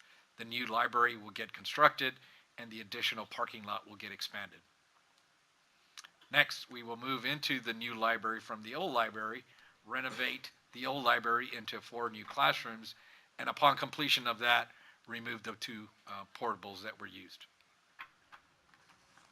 So in the end, you'll have the new library, the expanded parking lot, the 4 renovated classrooms, and then the consolidation of the portables, as was the intent from the beginning. Keeping in mind that this current design is trying to anticipate the future addition that will occur somewhere in the middle between building F and the new library, as well as the future cafeteria gymnasium addition, and trying to make sure that those organizational structures that exist that we're dealing with all can coexist when we're complete. So here's kind of an enlargement of that area, so you can see building F and the new library will expand that corridor even further, which will then connect to this library or the lobby right at the entry of the school. So currently this is your vestibule. You'll come into a larger lobby that'll connect you to the cafeteria and gymnasium in the future, as well as to the additional classrooms that will be built in the future. Let's look at that renovated classroom block. And basically we're taking the existing library and just simply providing 4 new classrooms. So they will be a little larger than your standard classroom by 20 square feet. Joel, were they not originally classrooms to begin with before we put the library there? I'm sorry? Weren't they originally classrooms before we put the library there way back when? No, they were actually a counselor's office and kind okay. of a admin backup. Forgot. If I recall correctly from what we were able to find in the documents. They were never classrooms. And then going back to the library itself, putting that right at the front of the school. So just to orient you, if you've been to Glen Oaks, this is the existing secured vestibule as you walk in. Once you come in, you end into a small lobby. The current building ends at this line here and this line here. What we'll be doing is expanding that lobby all the way to here so that we can then connect to that building F in the future as we discussed. And then this existing corridor will be the corridor that exists now that will connect to the future cafeteria and gymnasium. So as you come in, more like your traditional newer schools, you'll come in, admin will be on the left, library on the right, and this has all of the components of the current standards. So it includes 2,650 square feet for the library, 700 for storytelling, 250 for the office workroom, 200 for Navy storage, and then 100 for media room. So at the building committee, it was discussed to look at the exterior elevations and look at two different options. So this is a photograph of the existing admin building as completed last summer. So the addition of the library is the building on the right of that. So that's kind of having this asymmetrical look, I think it was described at the meeting, where we have the color components on one, and this is more of a neutral color, which is balanced off by the neutral colors of the additional admin space to the left. Next, there's kind of a front view, and then another view. Then we took one from a little bit further back just to kind of give you the whole perspective. So the current admin is this area here. The addition is this portion here. So that's kind of an asymmetrical look to it. And we have another option for you. Same plan. Did a slight bump here just to be able to insert some color. It's still consistent with the plan. So once again, here's the existing view. And basically what we're doing is mirroring it to the other side. So we're adding another block of blue here to kind of make it a little bit more symmetrical. So there's the entry. I know it's a little difficult to see with the lights on, but the next shot is probably the one that kind of, so here's the existing, once again, is from this tower piece in this direction, and now we've created more of a symmetrical entry as far as the color is concerned. So just for comparison, so there's option 1, and there's option 2, and then here's option 1, same shot, option 2. And then can you go down, can you put it on just the schematic, just the footprint? She wasn't here when you did it. Go back to the. Oh, no, I've seen it. I just wanted to tell the board something. Oh. Okay, so at this time, what we're going to be voting on is the schematic plan. But thank you very much, by the way, for bringing the additional options on the exterior. Okay. But we're not going to vote or make that decision on this one at this time unless it affects the footprint. It does. And it does. Okay. It does. In order for us to make that transition, it affects it very minimal, but it does. Still have the bump out without the colored glazed brick. But we might as well make the decision on it now. Yeah, so If- not if on it- the if it- particular if- color, if but it- Not on the particular color scheme or pattern, but on the, because you'd have the bump out on that. right. To be able to give you more of an, It gives us the ability to make the transition from the glazed tile to the standard brick. So if you keep going, I have one more. There you go. So it gives you kind of the front view side by side. okay. But we can keep going while you mull that over if you like, and I can show you some of the interior shots. Okay. Can I ask a question real quick? Yes, Of ma'am. course, Ms. Reese.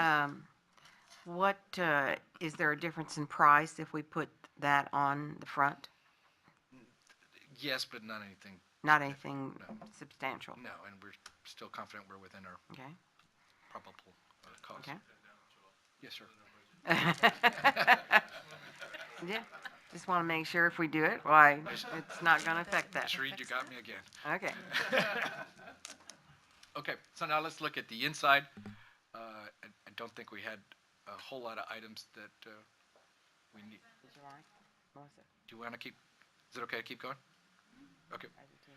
So in terms of color palette for the inside, this is the existing vestibule to the new admin building. So you can kind of start to see some of the colors that we used, and we're incorporating those into the new library as well as into the new lobby. So that colors you see here, go ahead. These are just some existing ones. The other thing we're dealing with is this, as far as I know, this is the only elementary school I've been to that has a library named after someone. It There are a was few. named in 1993. So obviously we're maintaining that component. Are these sweet? I love that. So here's that lobby beyond that's existing, and it ends right at this point here. We're extending it into it, creating another lobby here that then will extend to that future corridor towards Building F, and this is the entry which we were asked to expand and widen with some more glass into the library. So once you come in, it's basically one large open space, very flexible, very modular, with the 2 projection screens and then monitors throughout, as well as the computers. This is kind of that storytelling area. And then some meeting spaces that are aligned side by side so they can use in combination or separately. And then in terms of schedule, should you approve this tonight in September with schematic design, we would move forward with construction documents through January. We would bid this project in February, come back to you in March for approval, and then construction would last basically from April through July of 2020. And now we can open it up to any questions anybody may have. I know that we're going to, for what had come up in building committee, Ms. Reed, if there's anything that you would like to add, I was just going to mention about the discussion to come about libraries. Discussion. To come about libraries. Go ahead. Just what it was discussed in the building committee is that we'd like to get an idea of kind of where the future of libraries is going.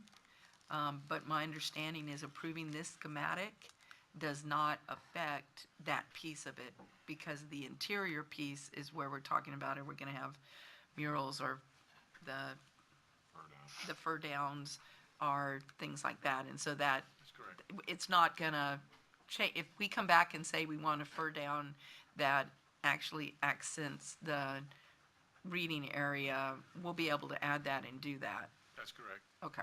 I just wanted to make sure of that.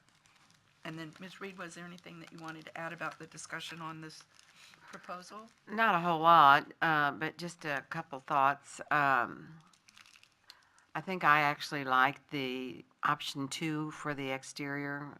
It makes the school look, it makes the entrance more looking like an entrance, because it highlights it between the 2 different colors. Do we need to vote on that piece of it also tonight? Yes. Okay. So between that and what all the rest that you have done, I think it looks very, very nice.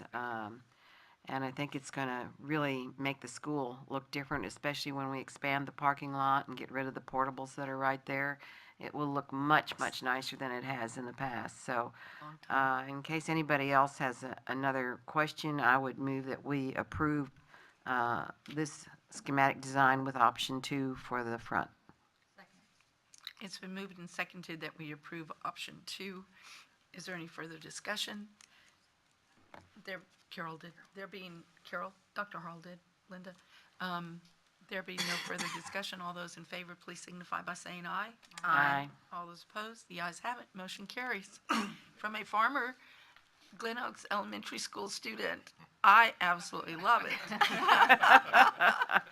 Good job. Yes, Yeah. you did it. Thank you so much. Thank you. You know, Joelle, we're really blessed, and Jerry's here too, because I always say it about him as well. We're really blessed that y'all listen to us as the client and actually come back and give us options when we want that. No, I And already had- I really appreciate that you did that, and Absolutely. thank you. And I love it. I think it's going to look great. Thank you. It's a beautiful school. I think Jerry and I would be happy to do all of your work, so you don't have to worry about it. I'm not listening to you, you know what I mean? Okay, I think Jerry, you got him down. You still have another one. Yes, sir. Okay. Yeah, the amount of work that Joelle gets is getting ready to be decided on this next presentation. Really big, really big. 10 minutes, right? You got the stopwatch, Ms. Reed? Yep, I do. She's gonna start pulling the cards out on me. The next item, Ms. Chumley, is the And of course, I want security you to know lobbies. that doesn't affect discussion from the trustees, though. Oh, no, it does. Question time is included. No pressure, Joel.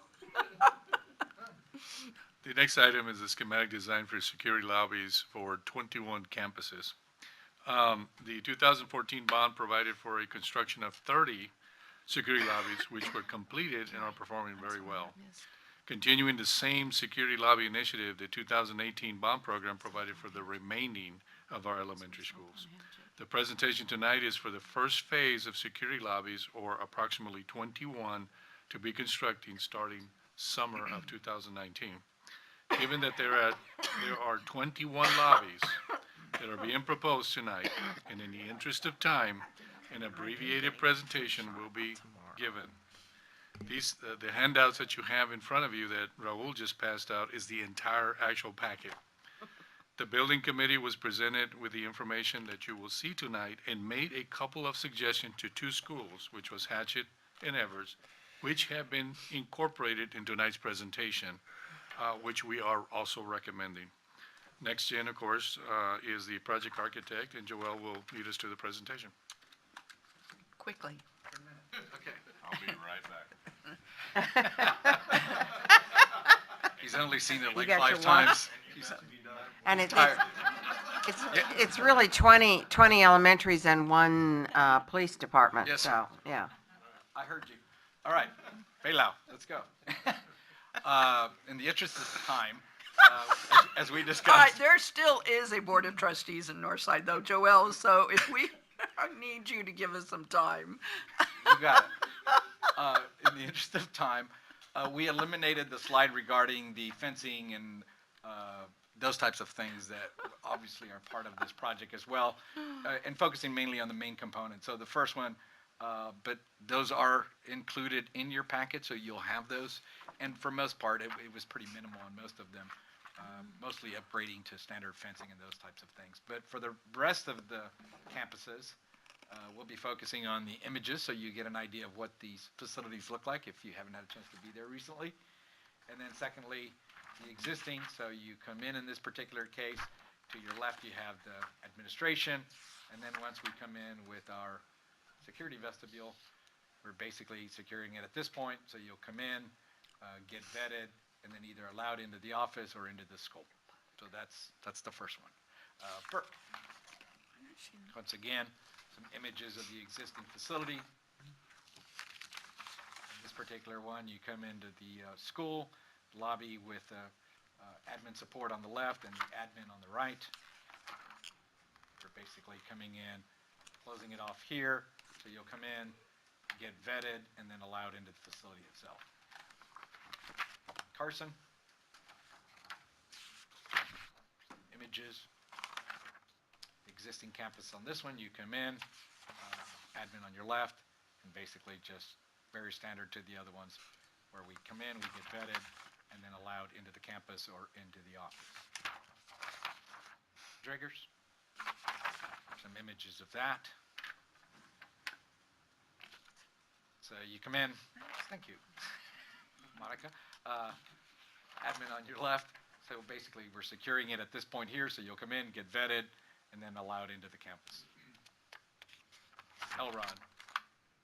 Some images of that. This one you come in, admin on your right, so you can imagine what's going to happen. Basically going to close it off here, do the vetting at this point, and then allow people into the campus. Evers. Okay. Come in. This was one of the ones that we discussed at the building committee. Originally, we had it kind of sectioned off in this area here. Yep. And after some discussion, came up with the idea of just closing it off to have it be more consistent with some of the others. So we're basically going to close it off at this point here.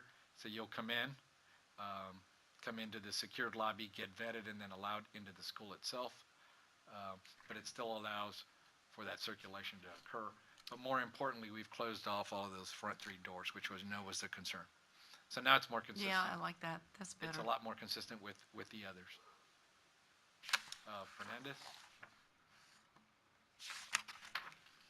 So this one, you show the images, you come in. Basically, we have another large lobby here with admin to your left. We're basically closing it off at this point here, taking into account that high volume space. So you'll come in, get vetted, and then allowed into the facility to come into the office or into the rest of the school. Fisher, images.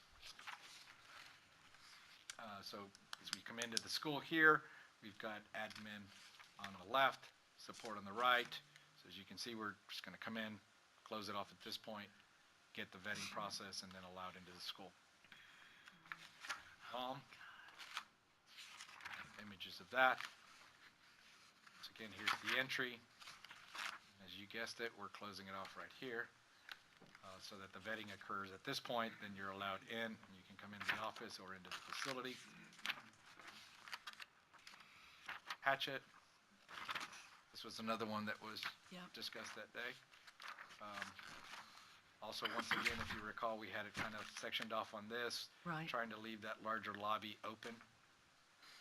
But what we're doing now is basically closing it off at that point so that it is consistent with the others, taking out that existing door that'll be kind of pointless to have at that point, and basically come in, get vetted, and then you're allowed into the facility itself. Oh, thank you. Have it be more consistent for with the others. finding that. That's a much better. Right. That's a much better plan. Yes, we agree. Langley, we're halfway, guys. We're almost there. Existing. So as you come in, admin to your right, and you guessed it, we're going to close it off right in here.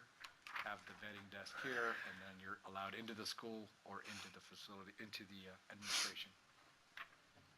Bob Lewis, here's some images of that. So on this one, you come in, admin is on your right. So we will provide for the closing off at this point, come in, get vetted, and then allowed into the school or into the admin. Here's some images of that. So if you come in here, we've got admin on the left and the library on the right. So we're closing it off at this point here so that we can have that circulation but allow for the vetting to occur here, and then you come into the office or are buzzed in and allowed into the facility. Jim Martin. So this one is you come in. Admin is on your left. We're just closing it off right at that column line. So you'll come in, get vetted, and then allowed into the facility due to reception area. Okay, Jerry. Myrnan. Myrnan. Another wonderful school. So as you come in, admin on your right, support on the left. We're taking it right at that column line as well. So coming in, you'll get vetted and then allowed into the reception area or into the school. Myers, here's some images of that. Come in, admin on your right. We're just closing it off, so when you come in, you'll get vetted and then allowed into the facility or into the admin. Oak Hills Terrace, here's some images of that facility. So as you come in, you got a rather large lobby with the library on your right and admin on your left. We're closing it off right in here. And so you'll get vetted at this point here and then allowed into the administration or into the school through those set of doors. Thank you, sir. Hot. I was hoping to be finished when you got back. Here's some images of that. You're still within time. So on this one, we've got 2 entries with the front desk. So we're closing it off at this point. So you'll come in to the secured lobby, get vetted, allowed into the facility, and then into the office. Can you still come in either one of those doors? Yes, ma'am. Okay. Because you need 2 doors to get out, right? Raba. here's some existing pictures of that facility. So in this one, when you come in, we've got admin on the left, support admin on the right. We're closing it off right at that point. So you come in, get vetted, and then allowed into the facility and into the admin area or into the school itself. Westwood Terrace. Once again, pretty straightforward. Here's our entry. We're closing it off at this point, so you'll be allowed to come in, get vetted, and then you'll either come into the reception area or into the facility itself. And then the last one, NISD Police Station. This one's pretty straightforward. Basically, we have a lobby, the secretary clerk there. And basically, we're basically securing this whole point here so that that clerk is behind bullet-resistant glass. And then we're also putting bollards across the front of the school, or the facility. So on this one, should you approve this tonight, we would move into construction documents October through December. We would bid it in January, come back to you in February, and then construction will occur in 3 different phases between March of 2019 through December of 2019. So we'll have that completed by then. And with that, we'll open it to any questions. Did I make it? Well done. Well, within 10 minutes. Do any trustees, Ms. Reed, as Building Committee Chair, did you have anything to add to this? Not really. We obviously had a number of discussion items that we talked about that we were a little bit uncomfortable with a couple of them, and they've all been rectified and presented well and presented nice and promptly done. And so I think, unless anybody else has a question, I would move approval of the lobbies as presented. Is there a second? Second. It's been moved and seconded that we approve the lobbies, the 2019 schematic design for security lobbies for 21 campuses. Is there any questions? Ms. Freeman? No, I just another comment to your presentation, Joelle. None of this is routine. We saw a lot of lobbies in a very short period of time, and each one is very unique. And I appreciate the time that you took to think through it and think through the possibilities within what our standards are. So thank you. Good job. And we did have a much longer and more detailed discussion at Building Committee, just Give me a couple more minutes. on these. Quite a few more, I would think. Dr. But Hall. you've got big jobs in front of you, so a lot of work. I was just thinking, going around full circle, wouldn't it be nice if the CCA kids came and did a field trip to a board meeting where you were going through schematic designs, and like they would love this. Yes. They would just eat this up. And I know we can't take them to the schools, but it could be a great learning experience for them. Dr. Harrell, just to follow up with that, Tell me. we have CCA students that sit in our design reviews. Wow. We've had an opportunity to be able to get a group of individuals, of students, at least 2 of them, that have seen it in the design. And a year later, they're still there at CCA, and they go out into the field. As a matter of fact, I think Joris took a couple of our students out to the job sites as well. Great. And they saw it in design, and they actually got to be on the job site as well. I love it. So Great, they're great. very engaged. Good work. That's wonderful. Thank you. So how many do we have left? About 22. I'm sorry, About 22, about 22 after this round. correct. Joelle, you'll be doing them in your sleep. Be happy to do them. We did it so well, we just keep him occupied with that. Nothing else, just that. Hold on. Okay. Do any other trustees have any questions, comments? Seeing none, all those in favor, please signify by saying aye. Aye. All those opposed, ayes have it, motion carries. Thank you very much. Good job. Thank you. Ms. Shamley, the last item for facilities and operations is the construction and manager at risk for Glen Road Area High School, our 12th comprehensive high school. The 2018 bond program provided for one high school to be constructed and programmed to open in 2022. Yes, 2022-23. The first phase of this construction delivery method is solicitation of the construction manager and establishing the fees for the service, which is based on a percentage of construction cost. As final construction drawings are developed, GMP, the guaranteed maximum price, is determined by the contract review by the architect, the engineer, and the owner, that would be us, Any cost savings realized after construction is completed is returned 100% to the district. Requests for competitive seal proposals for the construction manager at risk were received on August 29, 2018. Texas Educational Codes and Board Policy CV and CVB authorized this construction delivery method. Approval to award a contract for the construction of manager at risk delivery method for Gom Road Area High School to Joris General Contractors is recommended. The anticipated percentage is 2.15%, which is composed of the cost for general conditions of construction and the contractor's fee. The final GMP figure is anticipated to be established in and around January of 2020.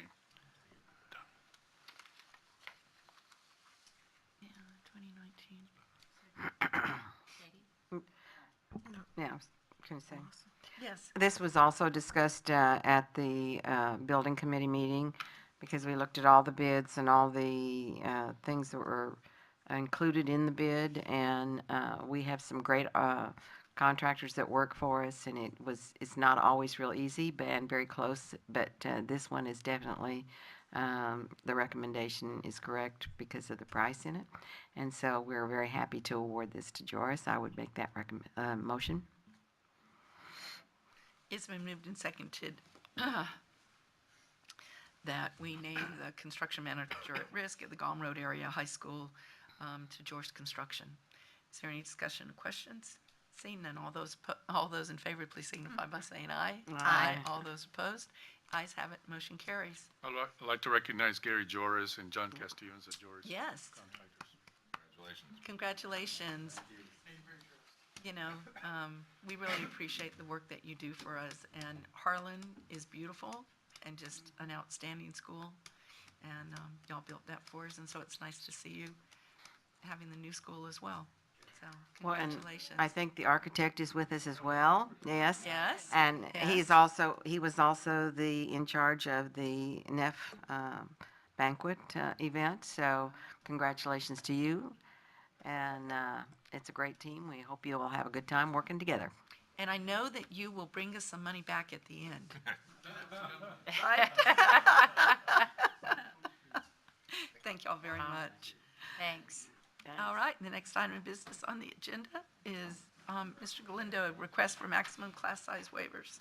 Yes, ma'am. As you are aware, state law in Texas limits the number of students in K through 4 to 22 unless you apply for a waiver. And in recent years, we've come to you and asked for waivers for a number of years, primarily for three reasons. Of course, for budgetary purposes, trying to be efficient.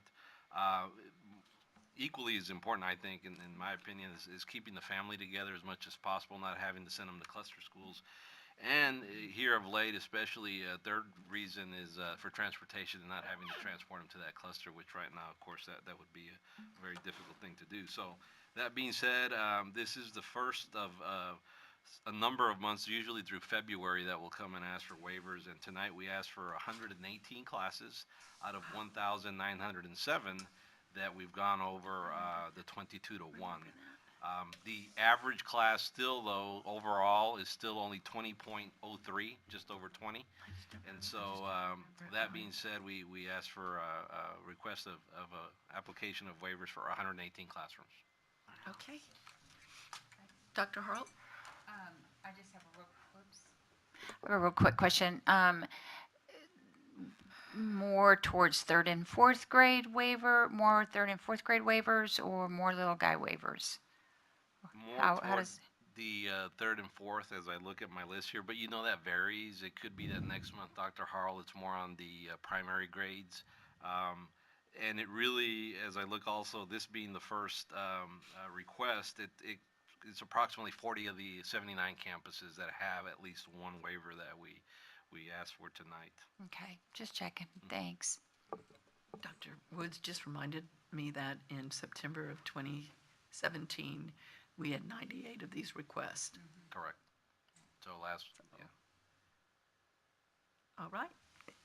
The other thing I'd just say quickly around history, there have been years where we've requested over 600 waivers, depending upon how the budgetary winds were blowing. So as we went back and looked at the history, and that at that time was over 35% of all the K through 4 classes that we had. And as, hate to say, as budgets get tighter in our with our state funding situation and other local issues, it's going to be a methodology we've got to consider to be efficient. All right. Is there a motion come for the board? I would move approval. It's been moved and seconded that we approve the request for maximum class size waivers. Any questions or discussion? Seeing none, all those in favor, please signify by saying aye. Aye. All those opposed? Ayes have it, motion carries. Next item of business is under the superintendent's responsibilities, and it's a declaration of respect. Dr. Woods. Yes, ma'am. Annually in September, we have asked the board to consider participating in our Declaration of Respect, which we use early in the school year, typically in early to mid-October, to promote our anti-bullying efforts. And we've asked the board to sign that to lend importance to it. And then I am also pleased to sign on behalf of staff. That initiative is actually led by Dr. Kim Ridgely, who's here tonight with us. And this will be kind of the kickoff of this programming in our schools. Our annual district-wide signing day is October the 12th, so coming up here pretty quickly. So we would, if the board would so choose, we would love to have you sign the big Declaration of Respect. And then we ask kids to sign a smaller one, right? An 8.5 by 11 version. All right, great. Bring it up here.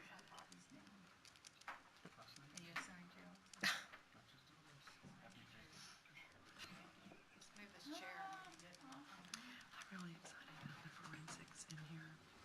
I think there's kids that are really going to enjoy that. I'm sorry.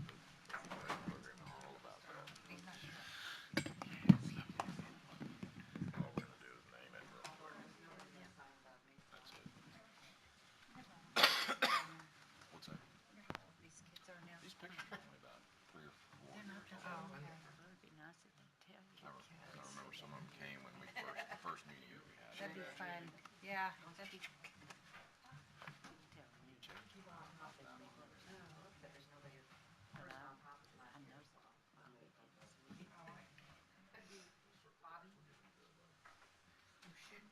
you can't read it anyhow, so. You can't read a signature anyhow. Is this too soon? Oh my gosh. Oh, thank you. I wasn't sure.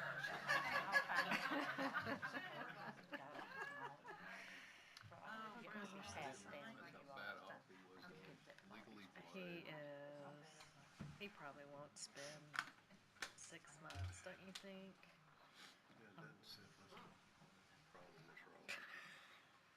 Too soon. Oh, that's gonna pop up.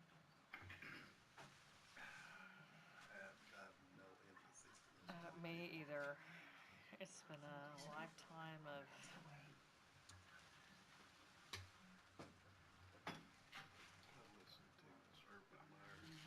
I know. He got a sign out again, didn't he? Shows you want to win more than.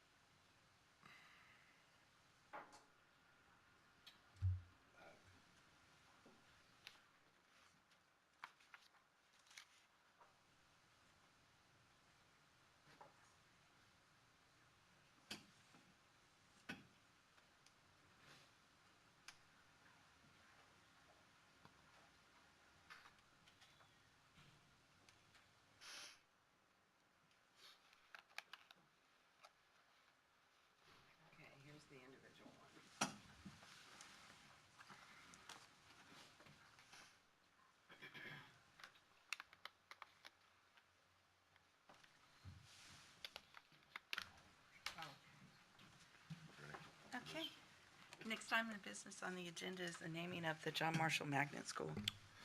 Yes, ma'am.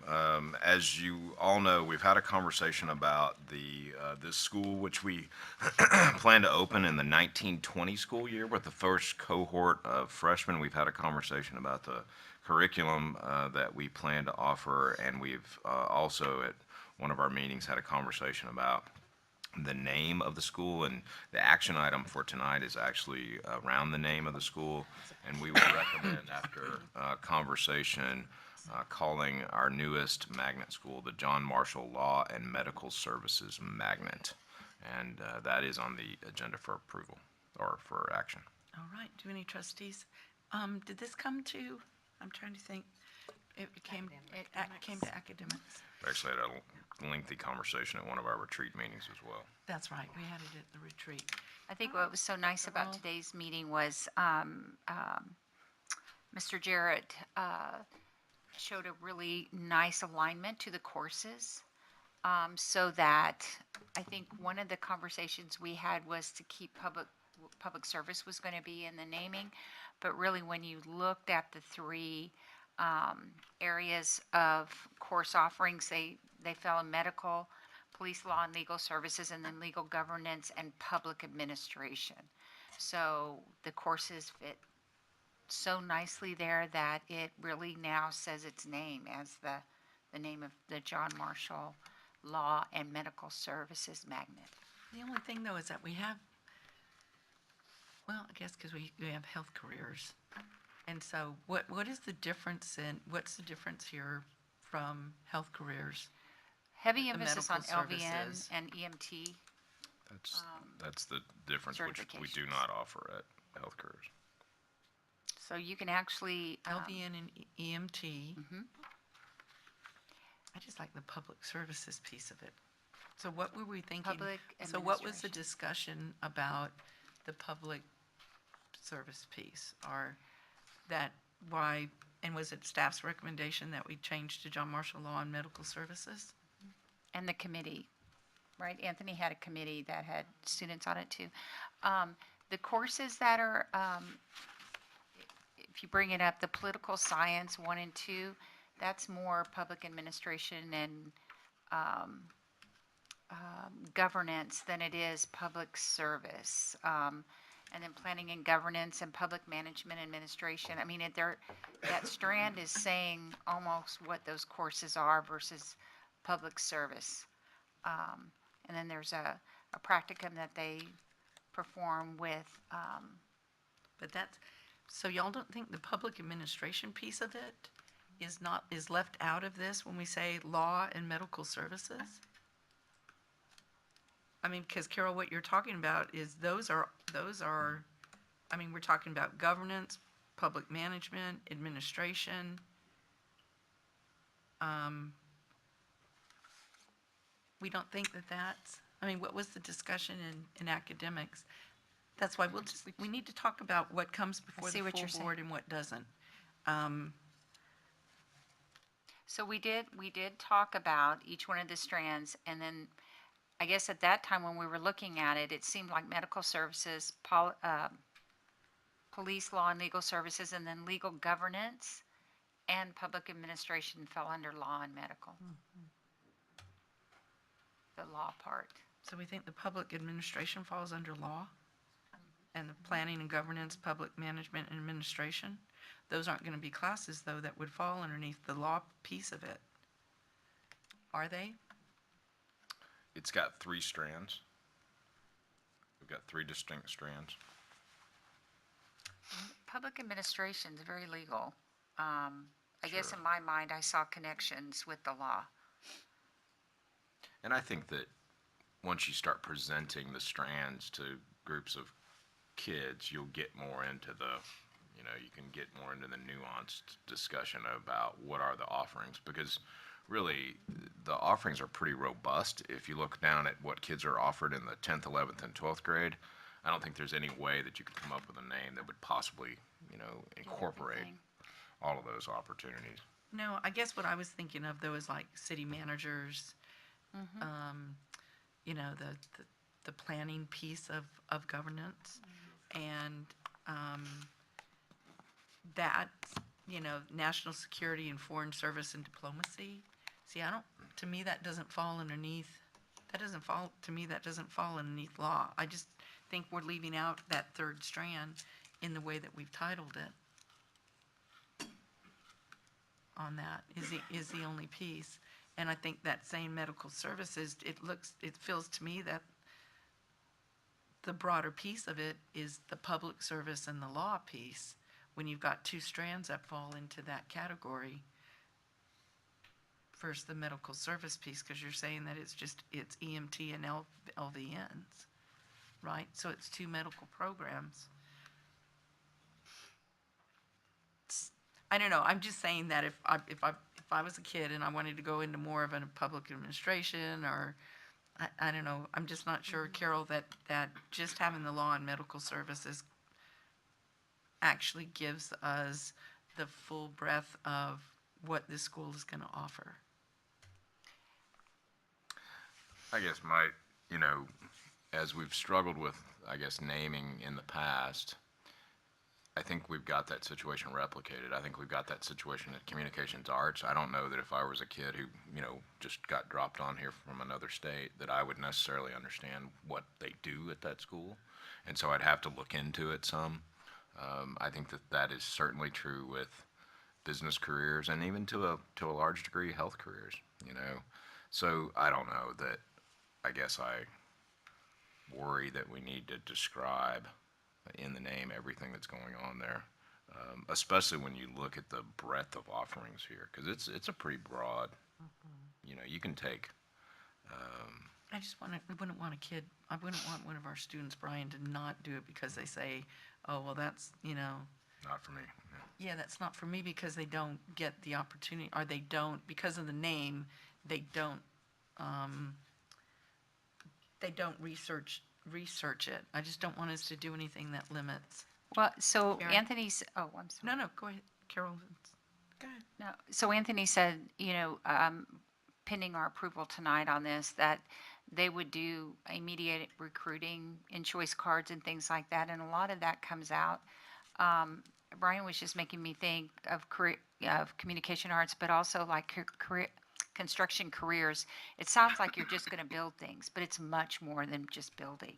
But it's all construction careers, though, is all construction careers, though. So I guess where it says legal governance and public administration, at least when we were talking about it, it seemed like it fell under the umbrella of law. Didn't fall under medical, but definitely law. And I'm trying to think, was this the committee that, how many students, or was that? This business? was the business careers. initial committee is the one that did the profile of the graduate, and really didn't tinker with the name a whole bunch. What they did mostly was lay out the programs of study and what they wanted the particular outcomes to be. Connected to what you're saying, Dr. Harrell, the communication plan, the meeting with parents, the magnet fairs that we do at middle schools, that we do for all of our magnet programs, would be very specific about the programs of study that are offered, so students and parents can make the best choice. See, anyway, Karen. I was going to speak under the medical piece, where there was a question or a comment about medical versus public service and health careers. This is, we're talking here about kids coming right out of high school and going right into the workforce with LVN certification. Oh, yeah. But we also talked about physical therapy, EMT, mental and physical therapy under science. So in my opinion, that truly falls under medical services as opposed to perhaps public. Oh, no, I agree with that. I agree with that piece completely, Karen. The piece that I think is left out, because to me it would be more John Marshall legal governance and public legal governance and medical services, because the legal governance pulls in then the governance in relation to public administration and law, because you have the legal in there. I just think by saying law that we've left that piece of it out.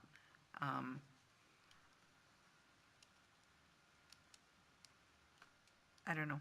I just think that it's not exactly reflective of everything that they're going to be able to get out of, like the national security and foreign service and diplomacy. Where does that fall in relation to law?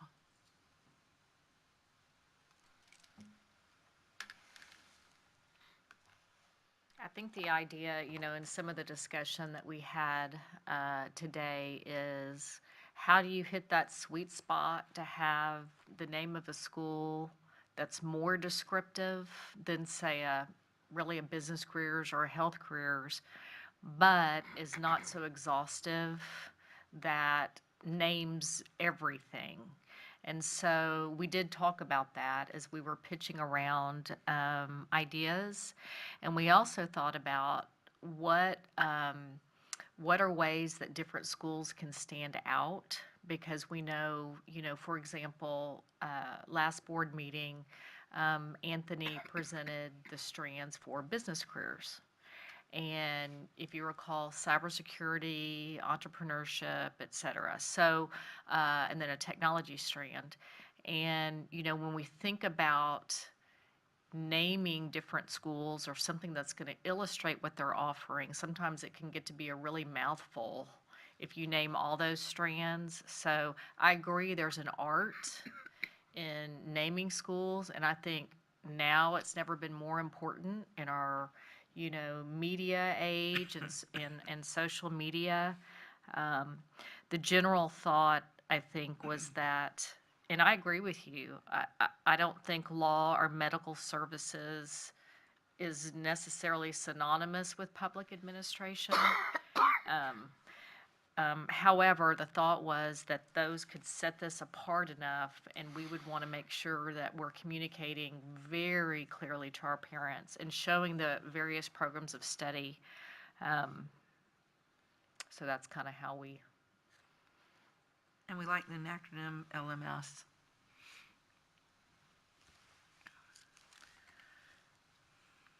That's okay. It did, yeah. So do we have a motion to come for the board? Yes. I move that we accept the name John Marshall Law and Medical Services Magnet. We even have it naming a public service magnet school. We even have that as the agenda item. And Dr. Woods had said that we discussed this at our board retreat. I don't remember us deciding on that name. I remember the discussion having the public service piece in there. I don't remember us deciding that that was the name that we were going to have on it. You mean this name? Yeah, I don't remember that this name ever came up within our discussion at our board retreat. No, I think Anthony, 2 academic meetings ago, brought it up, talking about it. At an academics committee meeting. But prior to that, when we were talking about public service, we also recognized that there were endorsements at each of our high schools that have to do with public service. And then this idea of students, whether they're in a magnet school or they're in a public service endorsement, that's something we want for all our students, to be great citizens and perform public service in some shape or form. But I don't recall that we were ever settling on a name yet. They were throwing around names, and we did talk about public service. Yeah, I just don't remember us ever having this discussion when it was all of us about. Not all of us, but in academics and then this past one. Yeah.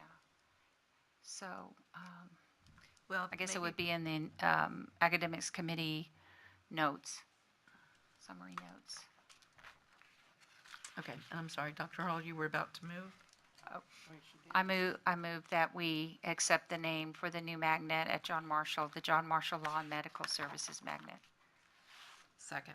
It's been moved and seconded that we name the John Marshall High School Magnet, the John Marshall Law and Medical Services Magnet.